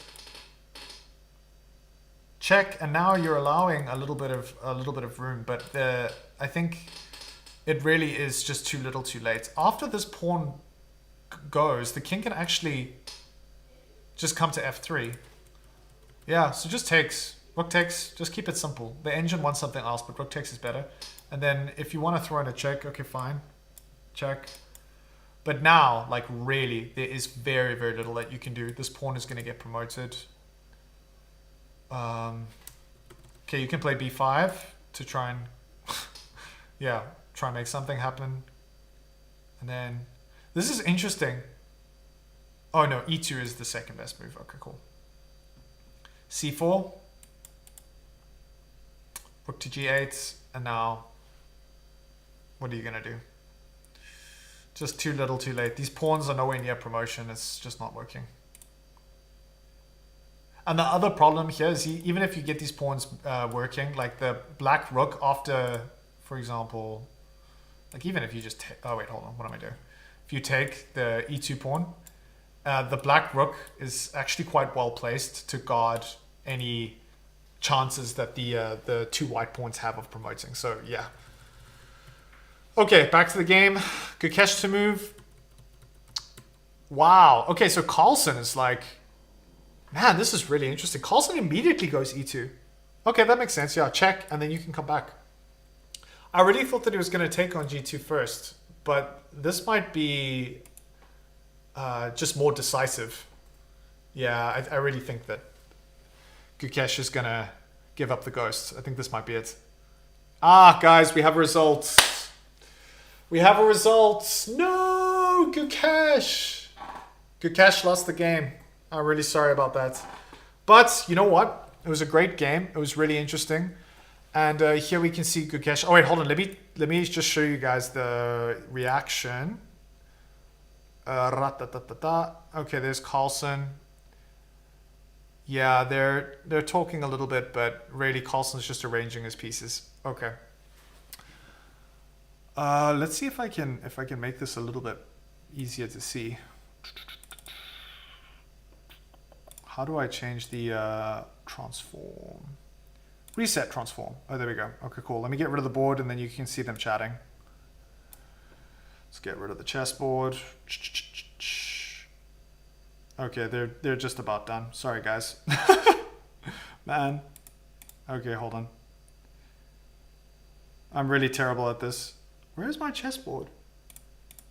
Why can't I? Window capture. That's the other one. Ah, there we go. Okay, just in time for them to disappear. Yeah. Sorry. Anyway, okay, you can see a little bit of the results there. So, Salimova and Mizuchuk from Ukraine, they drew, and then the only other result was Carlsen and Gukesh. So there you have it. I'm going to probably wrap up the stream pretty soon. And that will be a wrap for today's stream. I'll probably stream again tomorrow, and I will be a little bit more on point in terms of like the technical stuff. But thanks for watching. Do consider subscribing if you haven't yet, and I will see you all in the next stream, hopefully tomorrow.